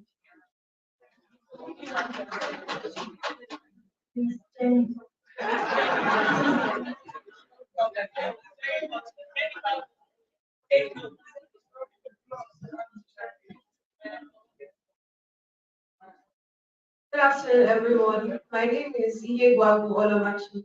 I am in JCB Schools International and I'm in SS3. My question is, I understand how hectic sciences can be and how you have to just give up some things I really love doing. And that sacrifice can be very painful at times. So how did you study, go through your life experiences without giving up? Okay, so do you have anybody you want to answer with that? Point to someone. You can point to someone. Okay, so I will leave that question for engineer Ebie. Yes, because you touched on. I also want to learn. Good afternoon, everyone. My name is Obasanya Figo. I'm in SS3 from JCB Schools National. Well, my question goes that as we're entering university, hopefully this year by God's grace, if we want to be successful career women and be competent, is it that we should just focus on studying and just forget the other aspects of life, social? Because if you want to, yes, I want to know how you are able to balance it. And I feel like because you guys have passed through such, you know how the best way is that we don't make the same mistakes that we made in the past. And for someone like me who wants to go into politics eventually, how do we how do we make it that we don't make mistakes after we just do it right and get it done? So for the first part of the question, I will think maybe more. Right? Where in me, sorry. Okay, no, you tell me, sorry. I was looking at you. Because it's very then for the politics part, academic part, that's still not important. Actually, you worked as an essay, so you are here, you can answer. But let's hear more. All right. Good day, everyone. My name is Chukudi Adizi Blessing. I'm currently a teacher in JC Best Schools. Mine is I want to share a little about my life and related to the question. I was born in a family of four, three boys and I'm just a girl. And I have this passion for engineering. Like I wanted to be an architect. But my parents don't want me to be an architect. They were like, I'm the only girl and I want to do engineering, like I want to do something related to technology. None of my brothers wanted to do something like that. My dad had this saying that is very funny. He said, if I go to site, block will fall on my head. So he wants to use his only daughter. So he uses that to discourage me a lot. So when I wanted to enter the university, he was like, he said he's not going to pay for my school fee if I don't do medical related courses that I was doing. So I left architecture and I did pharmaceutical technology in Poly. So I came out for my 1 year IT, that was how I got to first schools. I came to do my 1 year IT there. So they retained me eventually and as a teacher. So I enrolled in this ABU DLC, which I just finished. I graduated as a computer science. So I did all this all by myself, paid my school fee and everything. Now I'm proud to say I'm a graduate. And then, but I still have this love for technology. I really want to. Now I'm holding in the school. I am organizing this jet club, just like one of our two persons said so. So this jet club stuff. So, but I really need motivation. Now I want to know what advice would you give to me that want to further in this technology route? Thank you.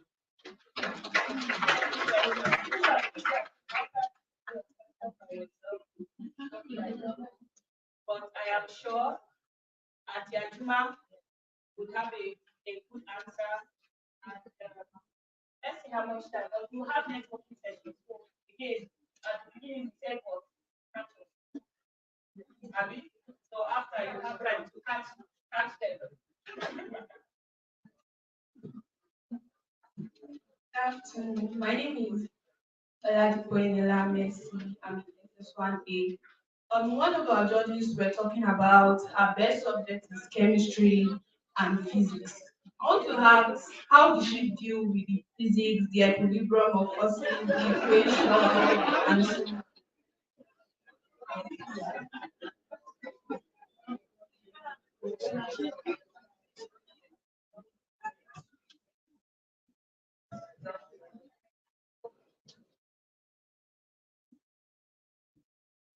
Good afternoon. First of all, I would like to appreciate you for sharing your story. It was really inspiring to me, especially as a student at African University. So my question is, let me start with a background story.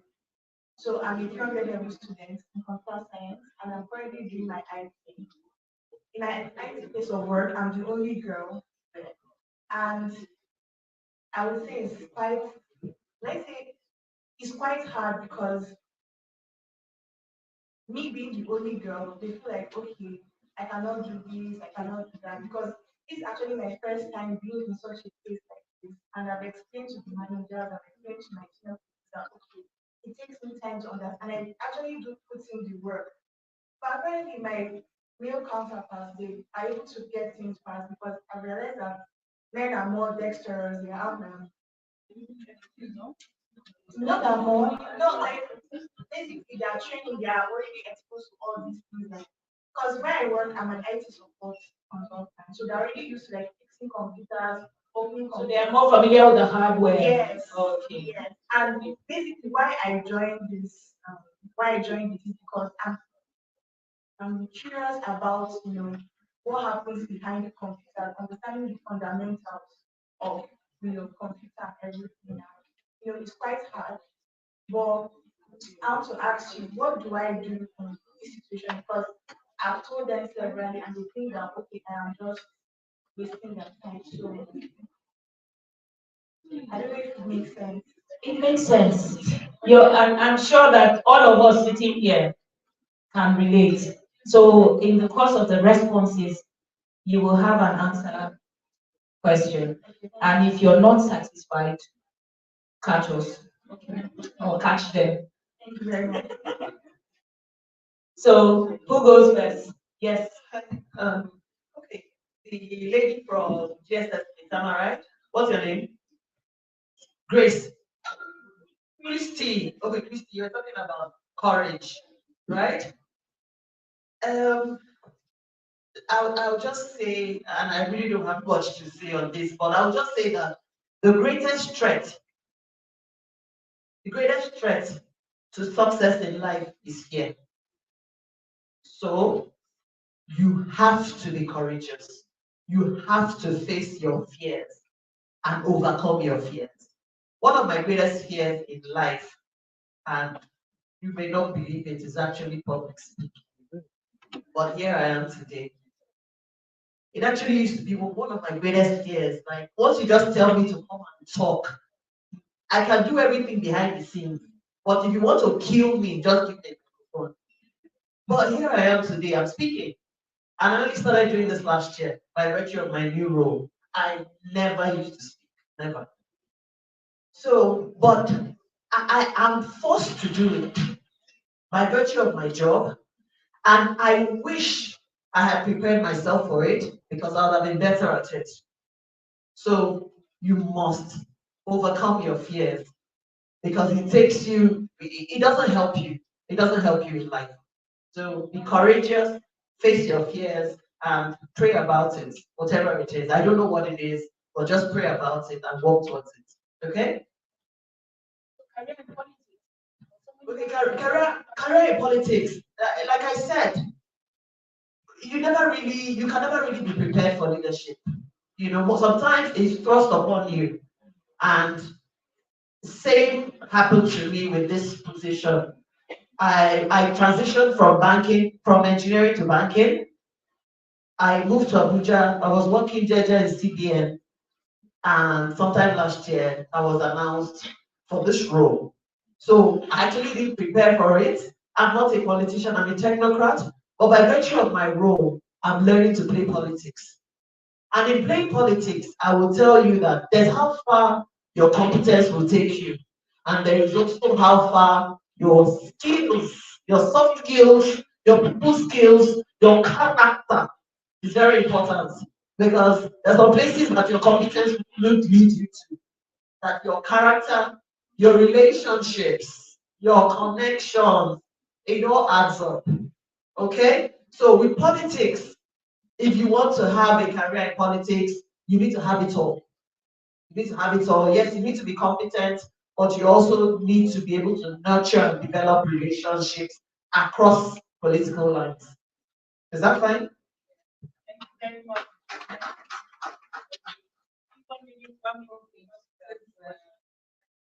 How can you go through life experiences without giving up? First of all, you're in this life and you have to live your life. So what can you do? You have to brace up. That's one. Two, you have to have mentors, people you can talk. When I break down, I have a few mentors. I'll ask for help. Or if you have family support, like my mother, I'll be like, Mommy, you went through this. How did you have 6 children? What did you do? And so what happens? And then sometimes I go online to reference similar situations. And then I build that strength and I move on. To be honest, you need these experiences in life to be a better person, to have the resilience, to be in this engineering field. So this is part of your life. Just brace up. Or remember, have references, have mentors, have one or two people you can talk to help you. Thank you very much. Who's going next? Okay. Okay, so I want to speak to the teacher in the school, the computer scientist. So you're already on track. Yeah. So what you want to do is you want to take on more certifications, right? And then you also want to decide on the pathway. There's just a lot of opportunity for remote work. That's the gig economy. So you can plug in there, you know. And then if you want to build an enterprise around the skill that you have now, you have, you know, people like us around our organizations, you can come there and accelerate your idea. And then, and of course, what we do, we help you, support, you get the mentor support as well. Okay. So essentially, you're on track. Keep doing what you're doing, but now just be more intentional, be focused in a specific area. Okay. And now you have mentors in the room. So take your pick and have somebody that will give you the right professional guidance. Okay. Just respond to her question. Do you enjoy natural science now? You do? Okay. So since you're already enjoying natural science, I think just you don't have an option, honestly, right now. Because your parents they're paying your fees, you told you what to do for now. And I'm happy that you're enjoying it, which is the first thing I asked you. So you can excel in it. In terms of your music, it's a passion. Even if you end up not reading music now, you can always do music. There are so many ways in which you can self-learn on your music journey and move both of them together. But please don't play with your academics. Don't play with your academics. Read, excel in your natural sciences, and excel in your music as you're going on. There's so many ways in which you can self-learn. So you don't necessarily have to go to school for that now unless you want to be professional at a certain level, right? So you can do both. But I mean, I love the fact that it's natural science you're doing because that's what I do, as well. But just excel, focus on your studies while you're building your passion. Your passion is something that is always there. It will never leave. No matter how many times you throw it away, something is your passion that will come back to you eventually, right? So just find a way to nurture that while you're focusing on your. NATO C is an engineer. I don't know if it's NATO C. Young MC with an MSc, yes. How's the bad guy? Yes, he's a lawyer. Yeah. So don't let, this is my talent, all those people that will spend time on TikTok and not build your brain. Eh? You will see that your natural sciences will come into play. Okay. Even what's that comedian? Iaduni, what's her name? Helen Paul. She has a PhD. Actors now going back to school, they are realizing that there's power in brain work. So don't mix the two together. Stay focused. Thank you.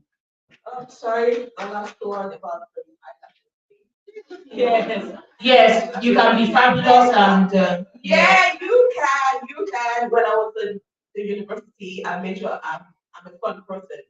I'm a fashionista. I would say that. I'm a lecturer called me, oh, I'm not sure you're an engineer. You know how engineering, what do you know? Engineering students, you know? You can tell us about how you're telling me when I said, look, this person is an engineer. I should have like this. Now you can like that. Exactly. Something from looking good. But the one thing is don't get carried away with that. You know what you're doing. That's the major thing. You know, there's something you say there's school, you have to go to school and then you go back to you. You are also learning a lot of academic work. There's so many people there. Yeah, it's safe. So just go online. So last response in the question from our computer scientist, who is the only lady, maybe be able to respond to that, please. First of all, you have people around you. The colleagues in your office should be your friends. And to be honest, if they know this work more than you have to learn from them. You have to be able to make friends and learn from them. And this is life. This is just a real life situation that you have to overcome. That's one. Then you go online. Go online, real cases you're experiencing. For example, how to how to blow a motherboard. It will show you step by step, the step by step process. Go online, learn it, come back and say, okay, that support we were supposed to deliver yesterday. I've known how to do it. Let me try it. Or you have to help yourself and you have to use people around you to help yourself. Thank you. Okay. 1 minute, let me add quickly to that. When I started career in oil and gas, I was in the monitoring and evaluation department. There were 12 of us. I was the only woman. At that point, even when we were having meetings, they're expecting me to serve tea. They're expecting me to be the ones to take minutes of meetings. That's what they will do to you. But when I start talk about competence, and that is where you build yourself people's skills. You need to make friends with them. You will use your social skills to help them see, unfortunately, because we're women, it's what we have to do. But you use your social skills to let them see the value that you bring to the table. Do you understand? When they are working the work, sit with them. They are gisting, gist with them. Stay with them. You are learning, you are building your personal skills, and they're also beginning to see your value. Because if somebody's trying to do something X, I say, oh, why don't you try Y? And you try that, and it goes, you get sense. So that's how they start. So you have to be with them, but build your social skills as you're at that place. Thank you very much. We have come to the end of our panel. You know, as women, I think we have an added advantage. Don't go back, come back, please. We'll take a group picture with the students, the panelists will take a group picture. But just to close, as women, we have added to our advantage. We have our beauty, we have our charm, we have all our femininity is a blessing, it's not a curse, right? I have a friend in NNPC. Every time I see him, we joke about it. He's not a manager in NNPC, but when we were in school, he was the one that helped me pass Maths 111 and 112, calculus and algebra. When he was an engineering student, I was in School of Agri. Until today, we're friends. There are a number of them like that. So again, just not to be taken out of context, but we have things that work for us. Make it work for you. Don't see it as a minus. Let our femininity be a strength. You can still be a woman and an engineer. You don't have to look like a tomboy. You don't have to look like a man. There's no confusion in our identity. We are all that. Thank you very much for your time. Thank you to our panelists. We have our group photograph. I don't know whether the MCs will guide us through this. Yes, thank you so very much, Kate Sandberg, for that beautiful time, this panel discussion. Now we should keep on going and going and going. Please, can you step down for a group photograph? No, let's have the panel first. Then we will call the students to join. Yes, please. Can we have the panel and, of course, our guests in the front row. Please, ma'am, our guest speakers, can you also join this? If you could just come down. Step down a bit. Please take it easy.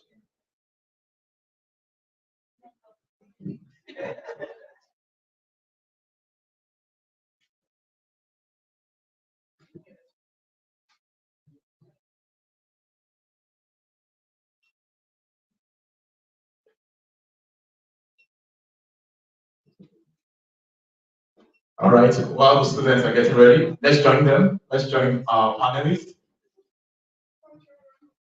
Everyone that has asked a question, please come up. If you have asked a question, please come up. They are fair representatives of the school. They can't, no, you won't see them. You won't see them.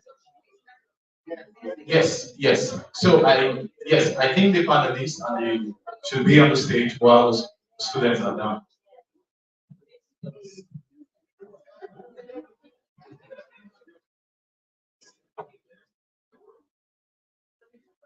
Is it fair this way? Okay.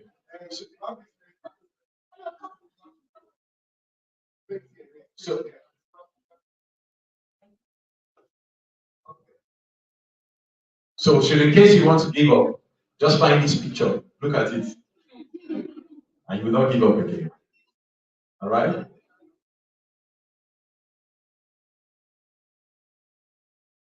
All right. So next on our agenda, we have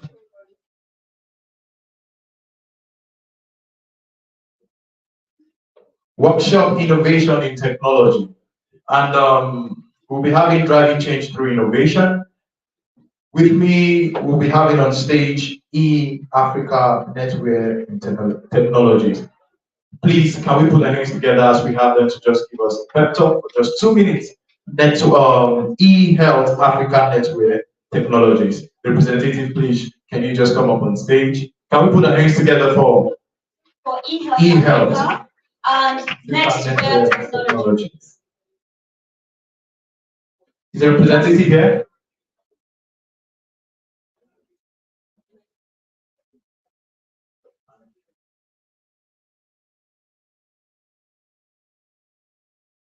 Can we have people here to join us? Yes, please come.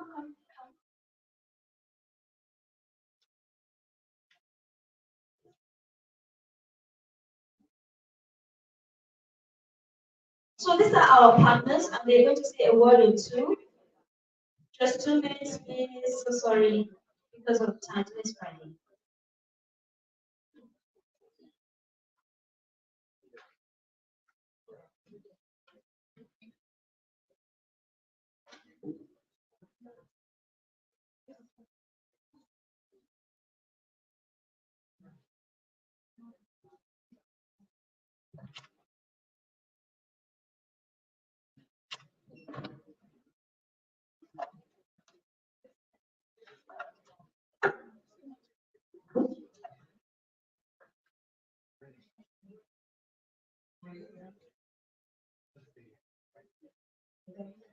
Good afternoon, everyone.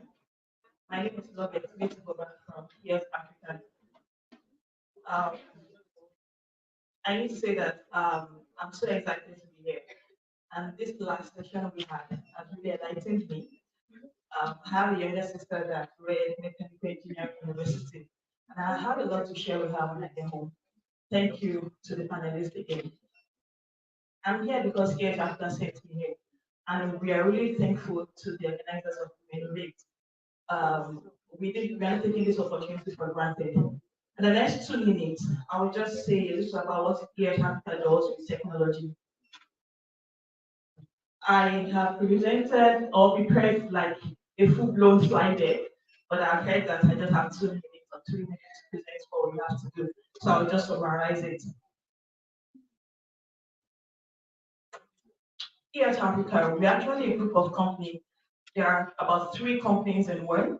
The first is here at Africa, the second is EHA Clinics, and the third is EHA Impact Ventures.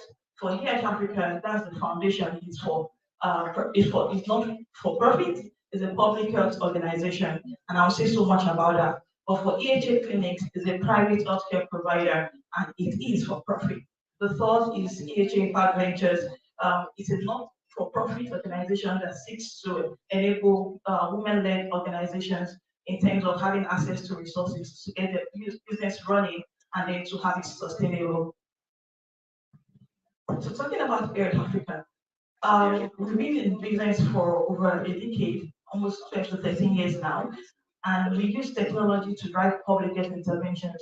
When I say technology to drive public health interventions, we know that there are several public health concerns And we can use the common routine immunization as an example. There are several models here. We have the situation in Nigeria, especially in the north, and in several other countries where we have young ones that don't have access to technology, sorry, access to routine immunization, life-saving vaccines. But EF Africa uses technology to drive, to bring life-saving vaccines to, and then take these vaccines to the last mile facilities. How do we do it? Is basically through technology. We have a solution called Lumis solution. Let me just go to that slide.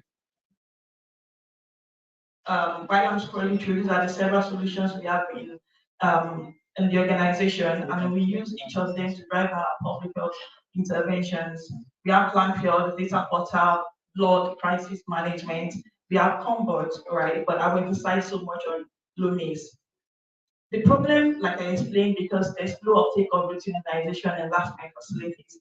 So we came up with a solution whereby we can have a device that will allow us to take vaccines from the center store or central location in either at subnational level or even at national level, and take it to the last mile facilities, the underserved communities. And over the years, we've been able to reduce vaccine stock out. When I say vaccine stock out, so you can imagine going to a facility needing where you need the uptake of maybe hepatitis B vaccine, or you need the uptake of yellow fever vaccine or BCG, but then the mothers will have to go back empty and because there are no vaccines available. And because of that, we have several children that are zero dose children. When we say zero dose children, these are the children that have never received any form of vaccine. But with our Lomis solution, we've been able to ensure that there are vaccines available at the last mile facilities. And this has reduced vaccine stock out in Kano, in Zamfara, in Bauchi, and Sokoto State. I will say so much about EH Academy. We've thought of how EF Africa can impact in society. We do a lot, but one of the things we do is to ensure that we have young ones, trained on software, trained on digital solutions, just so that we ensure inclusiveness in the society. And we started this project in 2016, yes, but we realized that we have more men coming to apply for the opportunity. So we would send out an advert wanting male, female, apply for this internship opportunity. We call it EH Academy. But over the years, we realized that more males were registering for this opportunity. So we came with a solution of saying that, okay, this opportunity will be just targeted towards women. And because of this, we've been able to have more women in the EH Academy. In the past 3 years, we've had about 85 females, registered for the EH Academy. And then, sorry, I'm not scrolling the slide for me. Yeah, I'm going to see the EH Academy slide.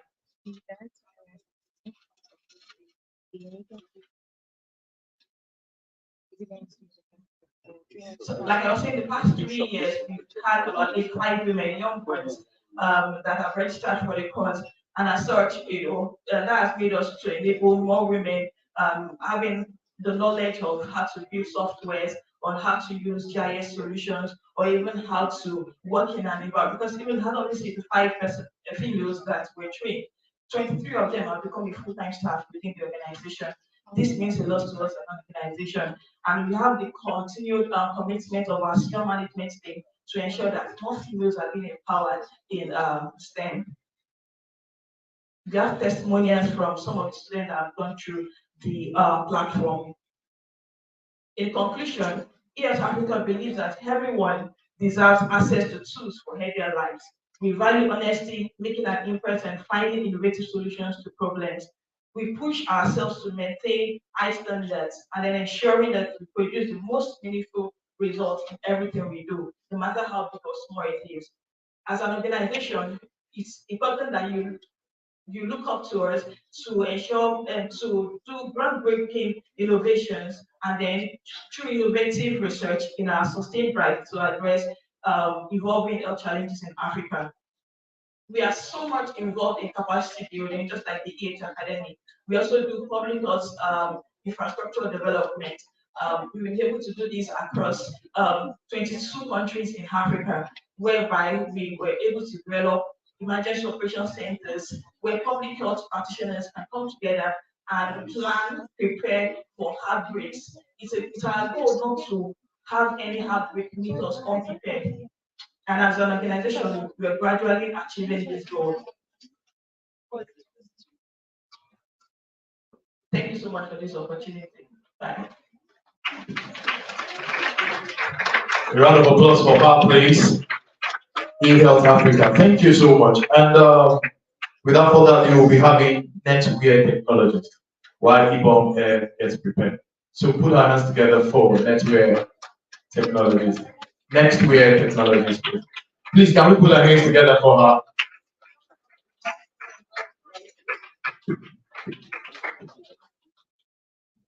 All right, I wasn't prepared for this actually, but I would just like to talk about what we do, like I mentioned during the panel section. We have the first wearable technology company, the startup, and we're a great company, a startup in Nigeria. And what we basically do is developing technology that you can wear on your body to solve health issues. So we use micro sensors, electronics, and artificial intelligence ML to develop our products for health purposes. And I would say that we are on a mission of providing accessible and affordable, technology to solve health challenges, for early detection of health challenges, basically. And that was what brought about our solution, which is a bra that detects the earliest stage of breast cancer. We call it Smart Bra Cup Diagnostic Device. We have not named it yet, but let's just take it like that. So this bra is designed to help women detect the earliest stage of breast cancer. Currently, there's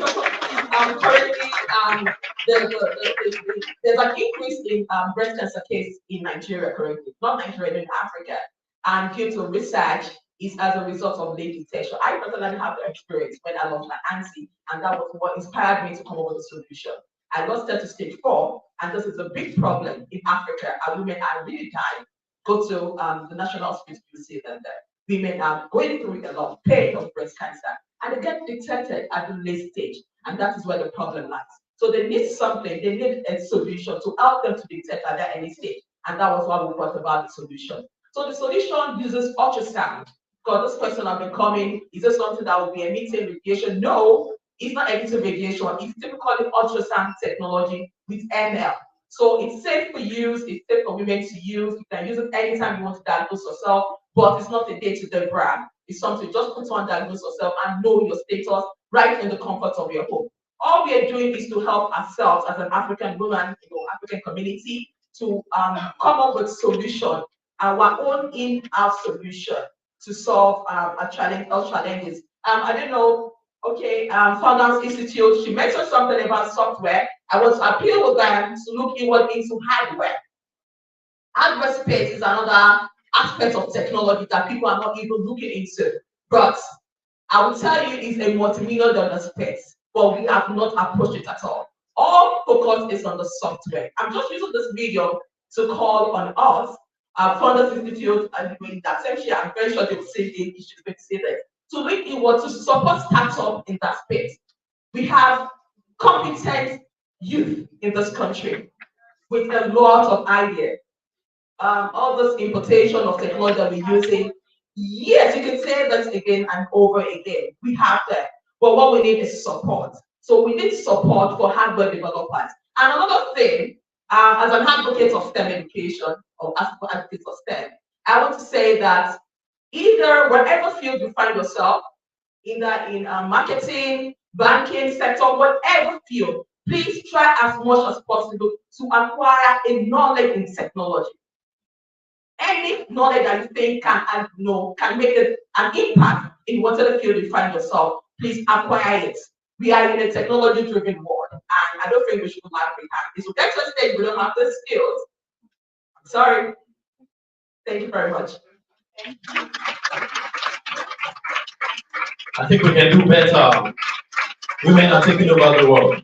All right, we're calling up next IBOM head, and with us we're going to be having Miss Amaka. Can we put our hands together for her? Hello, everybody. A very good afternoon to you all. I think it's afternoon, yes. Okay, yes. Wow, this has been a very, okay, first of all, I will prop myself up on existing protocols. So, thank you for this opportunity, privilege. It's been a very enlightening time for me and my colleagues that have come with. Aviation, that's altogether technology.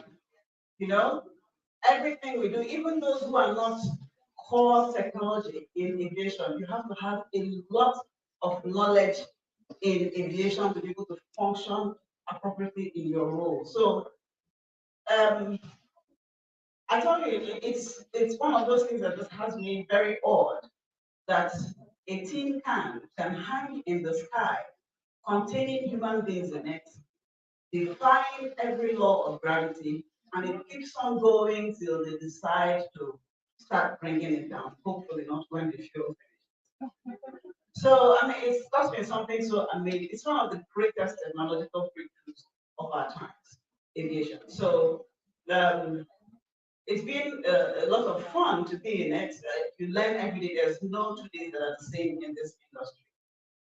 So, IBOM Air, we're very, very big on corporate social responsibility, of which we have a trifold interest in it: health, education, and community development.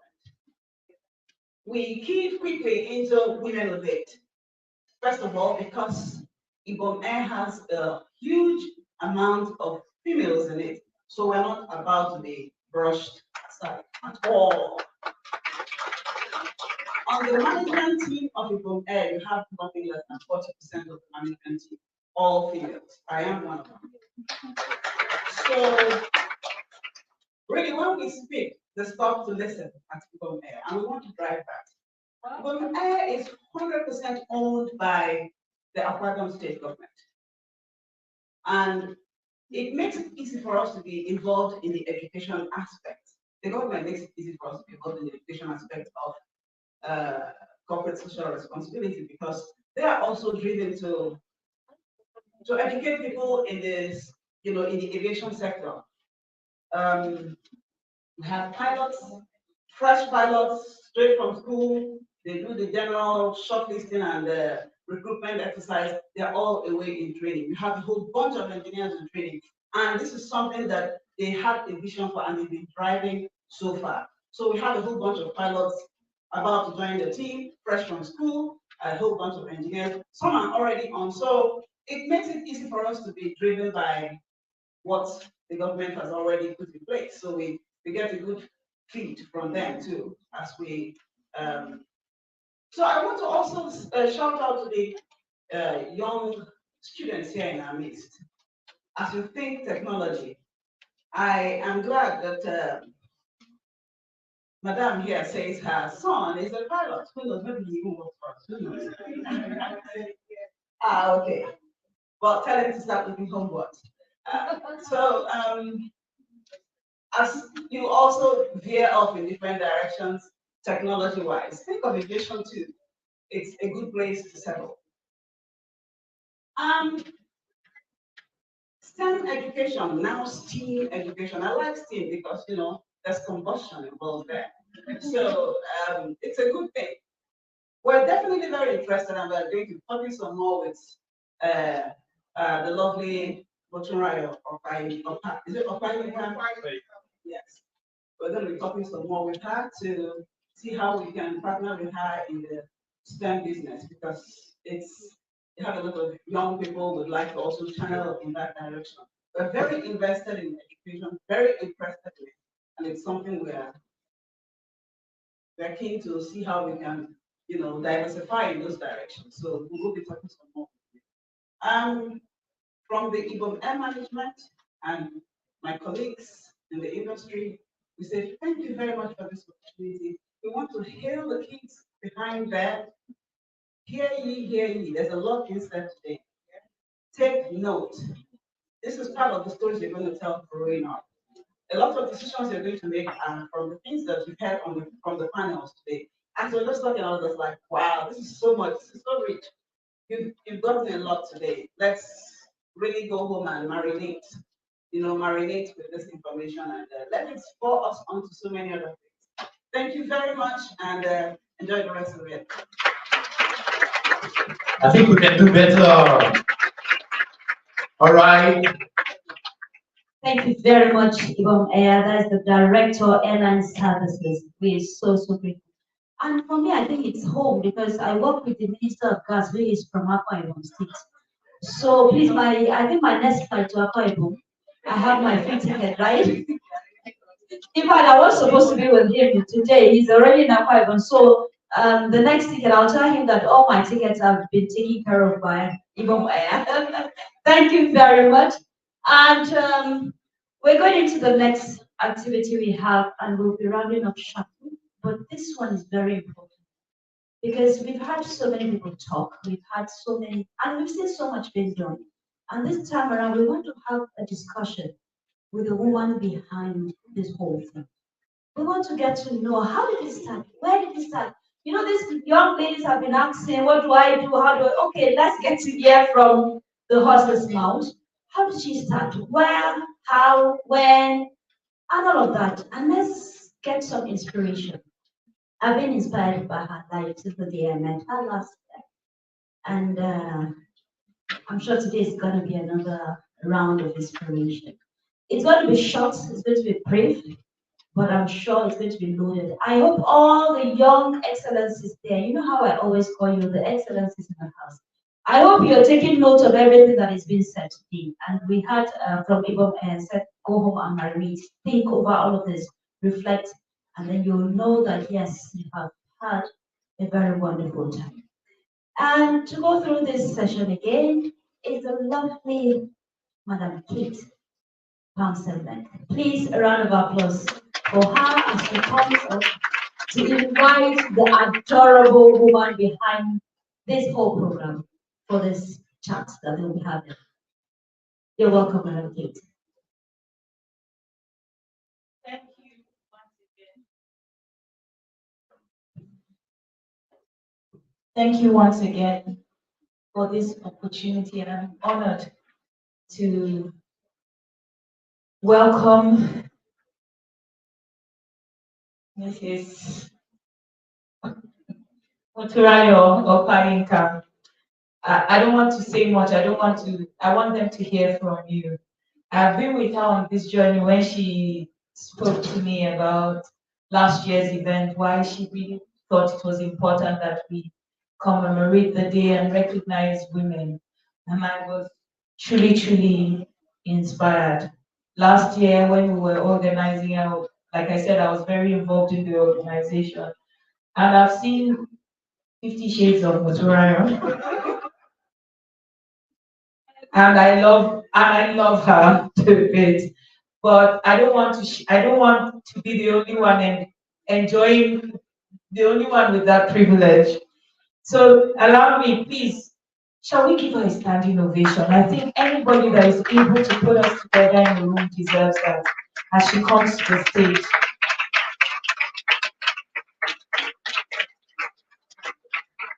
Please, you may be seated.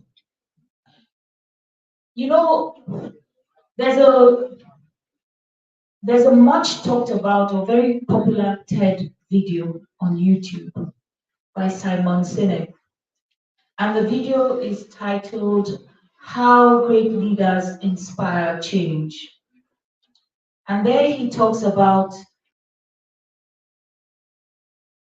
but his emphasis was on, it starts with your why. He said, people don't sell the product, what it does. It doesn't, people don't buy your what, they buy the why, the purpose. Okay, and so for everything that we do to be able to succeed, it must start, we must be clear on our why. And that is the essence of this session. In these few minutes, Moturayo, in these very few minutes that you have, I'm just going to give you a big bullet question, and then we take it from there.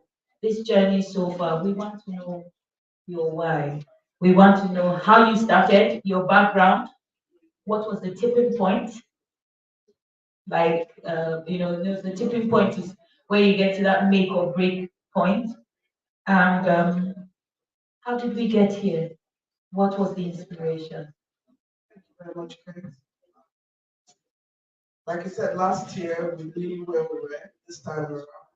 Let's hope you'll be able to talk without crying, because last try. year you broke down. I know I broke down because, for me, this vision and this dream means a lot. And everything I found out that I've done to date was actually all towards this, what I'm doing. First of all, I thank God for the privilege and the opportunity to do what I do.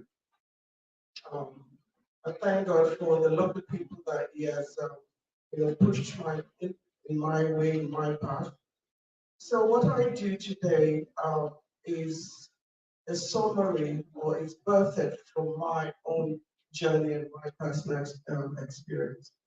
I'm a mother of two. I have a girl and a son.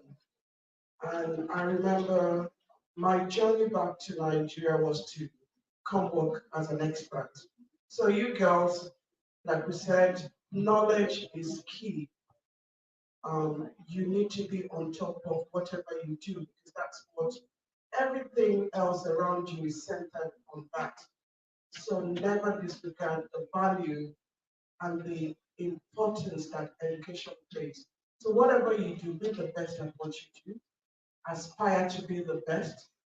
I always tell girls, we must show up and show up well.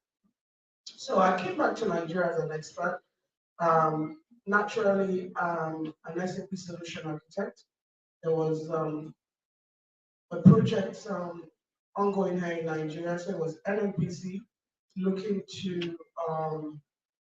to implement SAP across all its subsidiaries in Nigeria.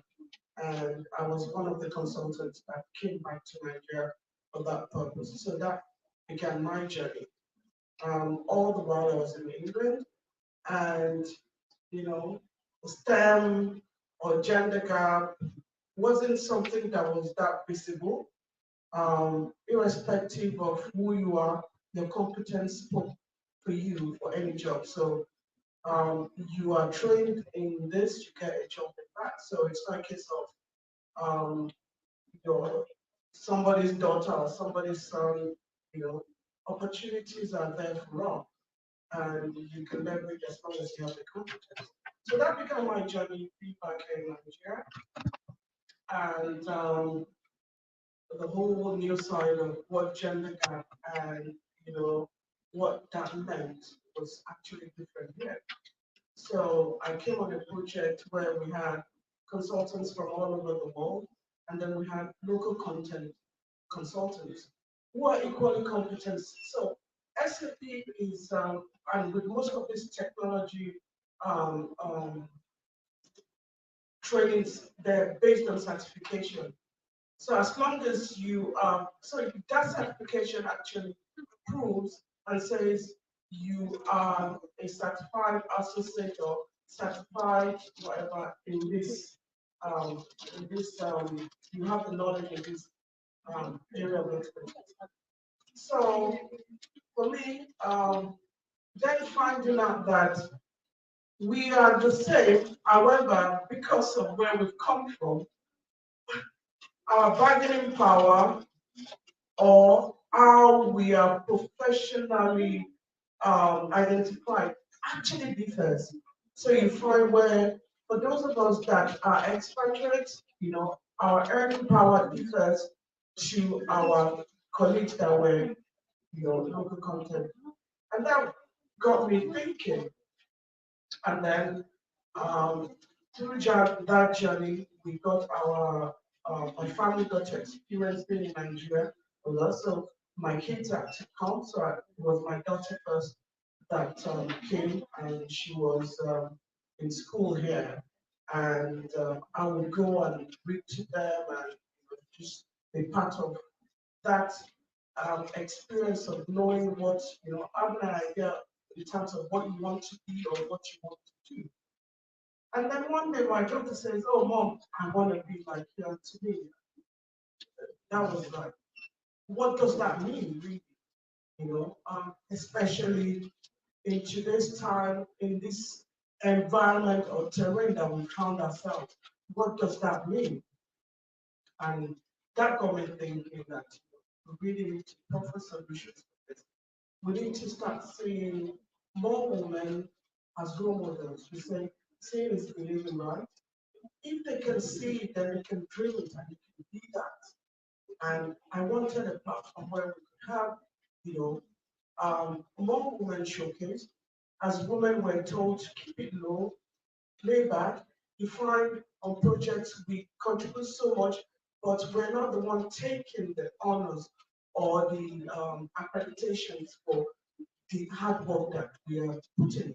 And it is indeed hard work because unlike men, we have other sides to our lives. You are a mother, you are a sister, you are, an employee somewhere, so a daughter, so there's so many responsibilities that are put onto us. And to be able to then offer yourself 100% in what you do, it takes a lot.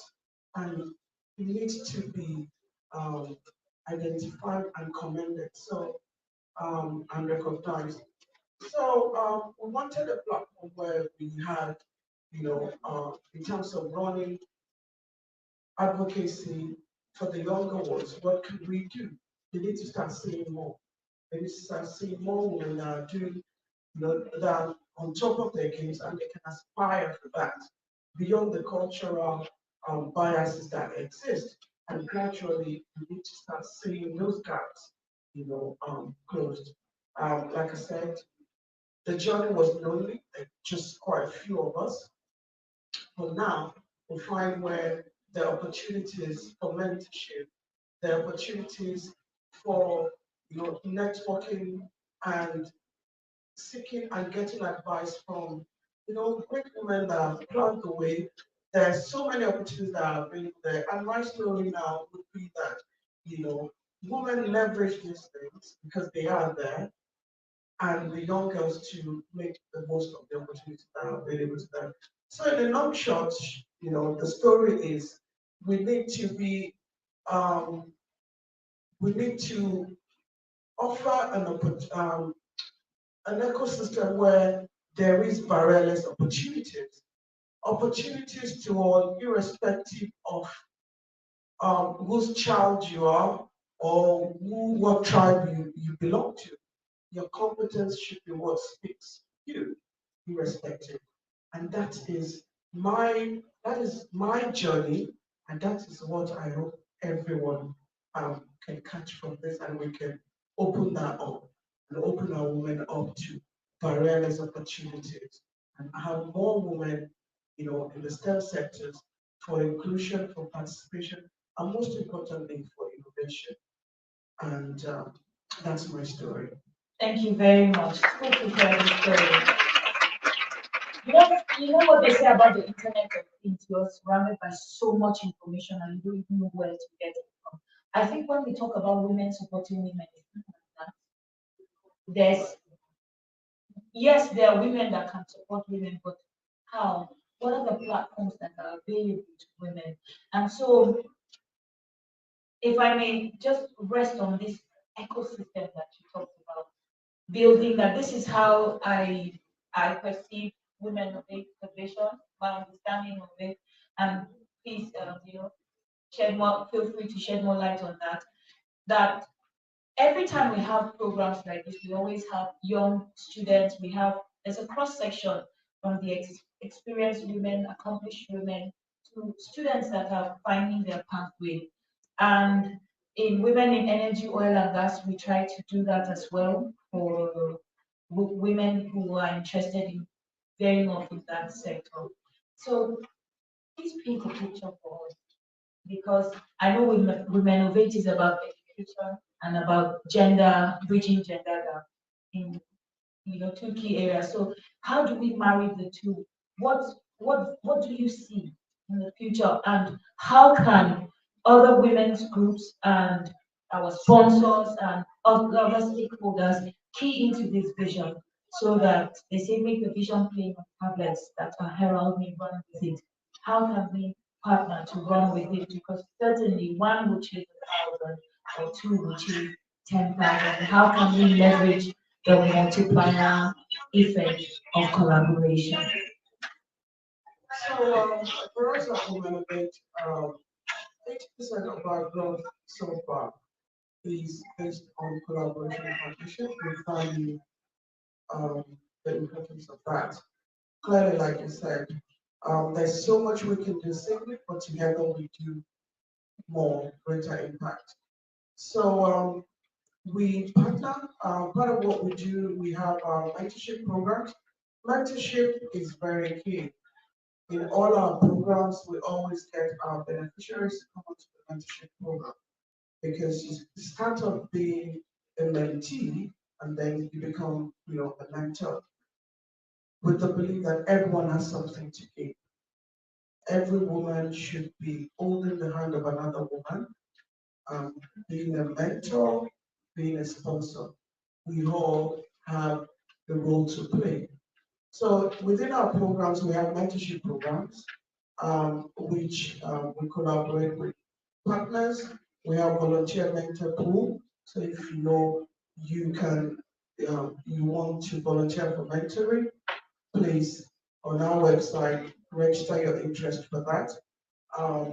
The work we do here. Sorry to cut you short here. Can we just take action immediately? So if there are people on your team and there are people who are interested in becoming volunteer mentors, please just indicate by raising your hand. They will just take your note you and follow up on that. I think it's good we take action in programs like this. So I thought we should just have that going on. But the registration is general. Can you get Mutuyane? Let's just have people just to get, if we can get a few volunteer mentors from this event, then it would also be a huge success. And by the way, everybody in the front row, except the gentleman, is a volunteer. Yes, please carry on. So we have the mentorship program, which is quite key for us. Remember last year we launched the WHITE program, Women in Technology and Engineering program. And one of the objectives of that is to provide mentorship for our female students in STEM and beyond that, women that are, moving up in their career and require mentorship. So everyone taps into that. So that mentorship program is there. Within that program, one of the things that we're hoping to do here is report back on the outcomes from last year. From last year, yes. Absolutely. Our center is coming up.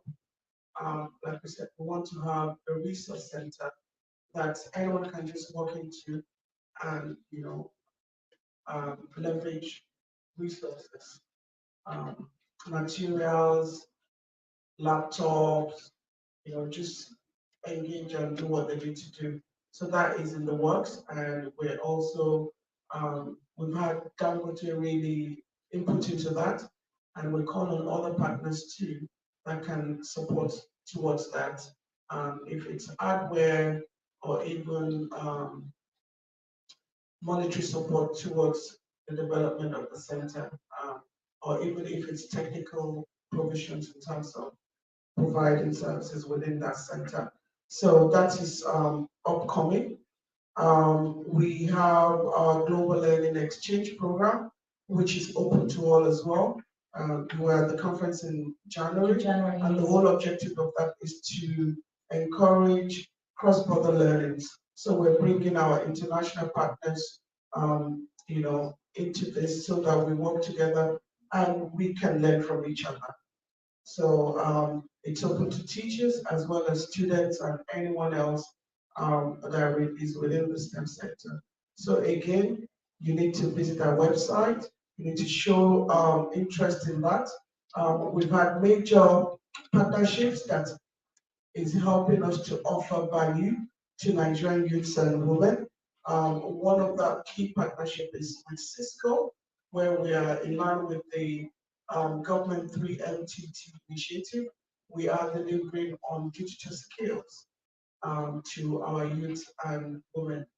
That is aimed at lowering the number of unemployment and also as an empowerment to both youth and women. Today's day, the world today is digital. We all have to ensure that we're digitally savvy at whatever point we find ourselves, because otherwise we fall off the wagon and we cease to exist. So digital literacy skills are very key, and we continue to do that in ensuring that we deliver digital skills, and beyond that, entrepreneurship and leadership skills. So one of with Jobberman, we have a partnership to deliver employability skills, to deliver financial literacy, because it's important. As women business owners, we find that opportunities are there, but we cannot leverage them. Opportunity to scale and have access to finance because we're not structured well. So we're teaching our women how to set up their businesses in the right way so they can leverage some opportunities that our male counterparts readily can tap into to build and scale their businesses. So we're offering entrepreneurship skills as well as financial literacy, because those are very, very key. So we're very open, with the work we're doing. This is just a scratch of the surface. I believe there's so much more to do. Like Engineer Banker said, went through our roadmap in terms of milestones. We aim to deliver on the short term, 500 to empower 500,000 women, and for midterm is 1 million, and we're also raising funds for that. So we encourage our partners and we invite them to partner with us, to join the work that we do. Not just organizations, individuals, like we said, opportunity to mentor, opportunity to be part of someone else's life, to be part of the development life cycle of the young girls. I remember as parents, the option year for students is very key. And I think that's year 10 here, GSS, going on to SS1. That is when you decide which path, and that stage is very key. Exactly, and there's a lot of confusion around that time. So we need to be able to offer our daughters clarity as to how they can go about it and deciding on their career or the career journey. It starts there really, because the route you now take sets you up for where you end up. So it's very important. We all have something to give. We all have an opportunity to impact lives around us, and it's a journey that as humans, I think God has created us to dominate, right? And part of that domination is influencing our surroundings. So we all have a key part to play, and I invite you all to step up and step in and be there for each other. If you're a woman, for your fellow woman, for your daughters, for your sisters, for your mentees that are looking up to you. So we all have a lot to contribute. Thank you. Thank you very much, Moturayo. I don't know if you have any questions. You should be available after the networking for questions. As my great friend Hasia would always say, collaboration is the new oil. Let's drill it. So this is our own oil. As women, we're only as strong as the power of the collective. Our society does not We don't have a platform where you can strive on your own. So let's look at partnerships that we can foster. How can Womenovate, a product of FI, backward integrate and collaborate with FI, what women in energy, oil and gas, Upwen, and women like that are into robotics and doing things, practical things. How can we exchange that learning? So there are lots of opportunities. To the students, now I was here last year, I was here in January, there were students. A lot of you, after you leave this place, you don't reach out, you don't talk to us, I don't know whether you expect us to be following up on you. If you have a mentor, it's a relationship that you must cultivate. I find young people being more comfortable in cyberspace than they are in interpersonal relationship. Please don't hide behind social media. Some of you on social media, if they were to paint a picture of your personality, you'll be more popular than Davido. Am I lying? But when they put you in a room to speak with an actual person, we have not built the confidence.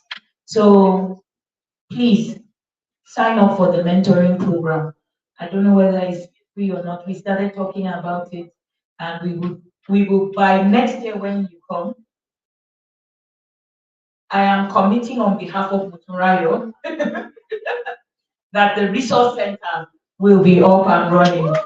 Okay, so please join us.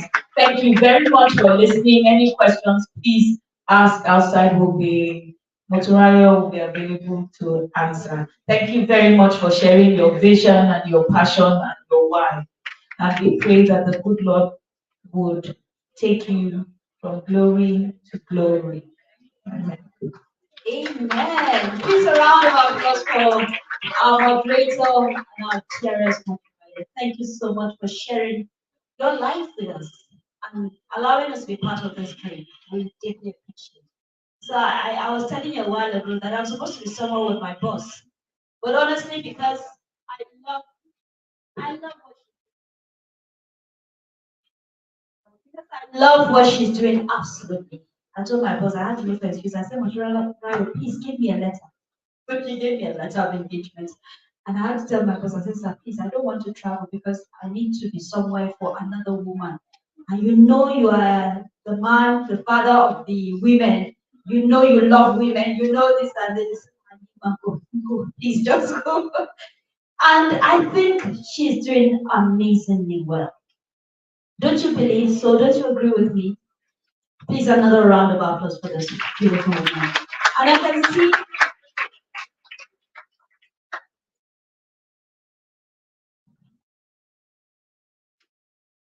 And I think I need to just once again appreciate all the women. I think it's like mentioned, we have women in energy oil and gas. Are you here? Please just a wave, just a wave. Thank you very much. Do we have Upwen? Are you here? You're not clapping for them. Yes, please. Which other women organization are here? I'm really deliberate so that we remember to partner and keep on carrying this vision together. She called Africa. Are they here? Aha, please. And I think there's another one, She Connect or something like that, or is it Connect House, something like that? How Connect or something like that. So please, all the women organizations that are here, please don't go without signing on. And then of course the partnership slip is going around. Please, if you need one, just wait. Where are my people? Okay, Moturai is here. Moturai number 2 is is here. And other ladies are around. Where are the ladies in? Where are my ladies in black? Please help me go around anybody that needs it. And I'm happy to say there's one man, he called me. He said he wants to sign up for the mentorship program. Please clap for this gentleman. He's sitting behind. He's a Michael. Thank you very much. And any other man, woman, if you want to sign up to be part of it's not a woman thing that we are the only ones to mentor the younger girls. It takes a father as well. It takes a man. In fact, they need a lot of the man voice. Because sometimes you see these girls, they hear the mother shouting at home. But that love from the father makes a whole lot of difference. So please, if you're a gentleman here, you are a he or she, you want to also be part of this mentorship project, please sign up. Please, you can just drop your name either on the table there or with Motorai number 2 there, or with myself or any of the people you meet, the organizers. Please drop your name so we can contact you when we start this mentorship project. We are gradually coming to the end of this morning event. It's already afternoon. But before we do, there's going to be an evening event later. And we just want you to have a feel of what has been done. And I want you also to know that this thing is being streamed live. So we're not the only ones here. It's a global village. So people are watching all across the continent. I think I got the I don't know where I dropped it. Sorry, I wanted to give us the sign so that we can also please just go online, like it, and share with others. You know, people can keep viewing it over and over and over. Who knows? We may even get partners from abroad that will say, okay, we're keen into this thing. That yeah, we really, for me, that is critical, please. So I think maybe we'll share the online link so that you can go online, share with your contacts, share it with your friends, so we get people. And please don't forget to tell them we look forward to more partners to help us carry this to the next level. Just before we close, are my item people ready? Okay, let's just watch this. Just a GP, please.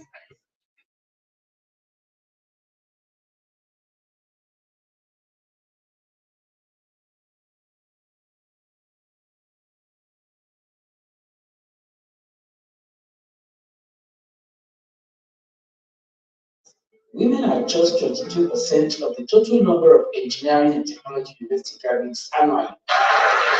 The International Women in Engineering Day is a creative platform for role models to become mentors and address gender stereotypes and biases. While highlights of the summit include the presentation of awards to outstanding women, inspiring more women to a career in engineering and technology was central during the summit.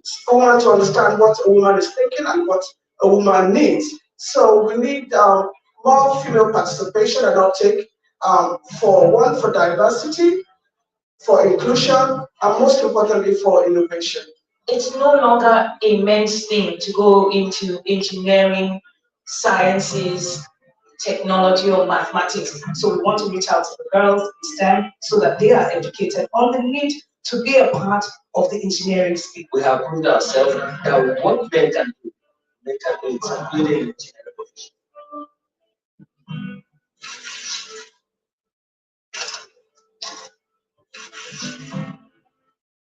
My name is Motorai Opaika. I'm founder CEO at Womenovate.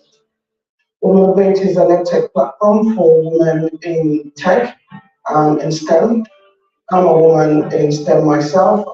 Professionally, I'm an SAP solution architect. I'm a mother of 2. I'm a wife and sister to many. My name is Abimbola Kendall, Director of Amata Lagos Metropolitan Area Transport Authority. My name is Yemi Kerry, and I'm the CEO of the Transformation Company, where we develop applications and also encourage users to leverage technology to run their business. My name is Engineer Mrs. Martina Uzamaka. I'm Executive Director of Business Services for NNPC Services. I've worked with different companies within the NNPC and been in the industry for more than 30 years. I'm a registered engineer, fellow and a set of engineers, and a member of the Society of Engineers. I am engineer Dr. Christian. I was sitting at the women in Parkway. Today is Dr. Anissa Mohammed Magaji. I'm the acting director of digital and capacity building at the National Education Technology Development. My name is Engineer Nodi Ahmed. I am a senior advocate for women and girls in STEAM, that is science, technology, engineering, arts, and mathematics. I'm Amina Damadani, an engineer with Nigerian Ministry of Health. My name is Engineer Dr. Comfort Efele, NPSC. Ola Tony Ramirez, the country's managing director for Microsoft Nigeria and Ghana. Have been in technology field for over 2 decades with experience across consulting, technology sales, people management, channel management, and many others. I joined Microsoft about 2 years ago and rose through the ranks to become the first female country managing director for the organization. We appreciated this award because it shows that my contribution is very good and it's more than to now I coach young engineers, mentor them, and try to put in my best to them.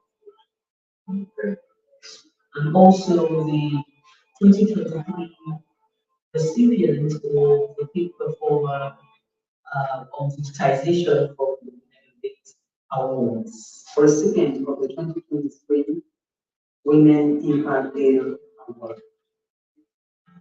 The award has enabled me to continue on the path of nurturing and mentoring young girls who are interested in the study of science and engineering through my foundation, Society for Girls in Science and Engineering.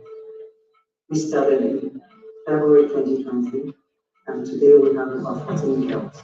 So proud recipient of the 2023 Women Leader Impact Award issued by Womenovate. Since I received the prestigious Women Impact Leader Award last year, I've continued to encourage girls and women into engineering in various ways. Receiving the 2023 Women Impact Leaders Award was not just a recognition of my contribution, but a celebration of the collective strides made by women in engineering and technology.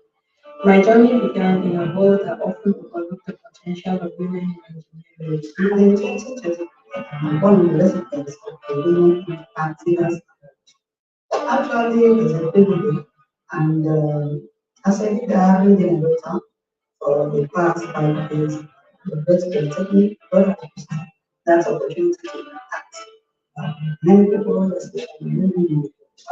My journey as a recipient of the 2023 Women Impact Leaders Award has been rewarding. I became a role model to many engineering women and girls intending with engineering. As such, I became more committed and intentional in mentoring girls. I am honored to Okay, I thank you. Thank you. You are letting everything out. I can see excitement in everybody's face. So just calm down. Make sure you are around in the evening. You want to see the rest of the video. I am excited. I was part of this event last year. Hey, that reminds me. You remember I told you last year I was intimidated when I came. And everybody stood up and said, I am engineer doctor. I am engineer. I said, come. This is not gonna happen. You know, so I decided to go for crash program. I went with the whole of my heart, with my whole chest. I went to engineering courses. So last year, I enrolled for my first BEd topology. Please clap for me. Please stop there. No, you can't end there. Because doctors that I'm hearing, they cannot intimidate me in this field. So after I finished that one, it was just a 3 weeks course. Yes, ma'am. It was just 3 weeks to become BEd topology. When I graduated from that one, I went for the next one. That one was M engineering. Do you know what it is all about? You can guess. You know it. Why are you telling them my story quickly now? Not me to tell my story myself when I'm saying. So I went in for the second one and I did my master's.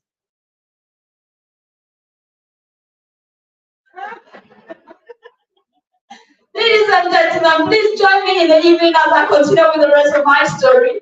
My name is Halima Usman and I love to talk. They call me the golden voice behind the microphone. And this is what I, yes, BEd, PhD, and right now I'm in the process of becoming Professor Emeritus. No, you know, some of us are, you people took how many years to get there? I will show you the shortcut. Ladies and gentlemen, let's be in a standing position. I'm sure you had a wonderful time like I did. I absolutely enjoyed myself. We're going to take the national anthem, and then be rest assured, we'll have the evening event. It's going to be a gala night. We're going to have fun. We're going to network. We're going to get to know each other more. We're going to talk one on one with one another.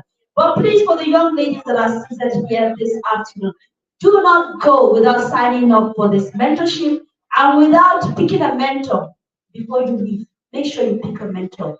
Some of us have grown to be who we are and what we have become today on the shoulders of others. They could be men, they can be women. So please pick a mentor. It can be anybody, any one of us here can mentor you. So just pick somebody, meet the person and tell the person, I want you to mentor me. Be sincere with the person. And another warning I must resound here is that please don't get carried away. Your mentor is not the person you keep asking, please give me transport fare, give me 2 naira, give me. Sometimes it's, you know, oh, just 2K. That is the kind of thing that makes you lose your mentors. These mentors are supposed to hold you by the hand, direct you, guide you on the way until you become who you're supposed to be. I always tell my children, my daughter is here, by the way. She's a graduate from Africa University. She read law. She's here. I always tell her that you should be better than me because you have my shoulder. You're rising on my shoulder. So the reason why we have all this, I have seen my own mentor, see my other mentor. I have plenty of them. So I can never be frustrated. You know, my life is so beautiful. Somebody said you have a very naughty attitude of remaining positive. When I have people like this around, why should I suffer myself? You know, I can always get answers to so many things. So please hold on to all of these women you're seeing. Hold on. Let them guide you. Don't be angry when they tell you that don't do it this way, do it this way. They make your journey shorter and they make it much easier. On that note, I want to say thank you very much for being a part of this wonderful, wonderful 2024 Women in Engineering and Technology Summit and Award, which is going to happen later in the evening. Please join me again later on as I give it up to my IT people to lead us through the national anthem.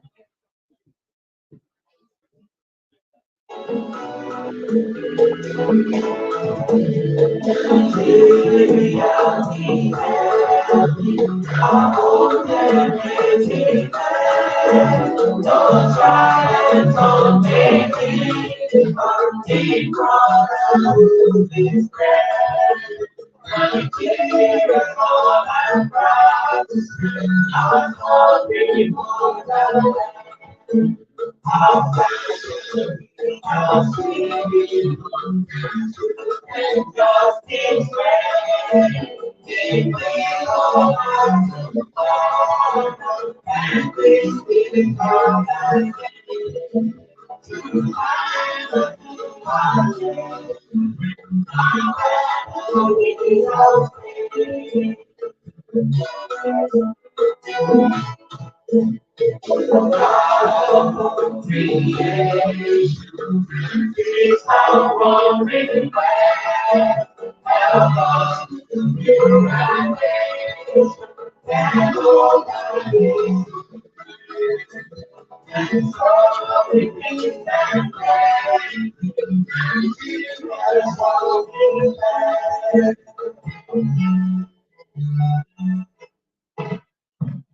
Thank you very much. I saw somebody, dancing and dancing. So let's keep dancing on to the evening time.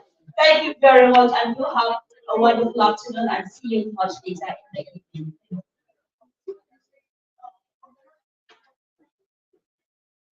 Okay, can we have all the students? Please don't go. We're going to have photograph session. We're going to have photograph session. Please don't go. Can we have all our guests, our panel discussants, everybody that was being invited, please? Okay,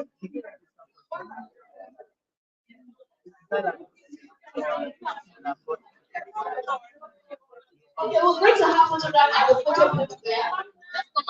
Yes, partners, all our partners,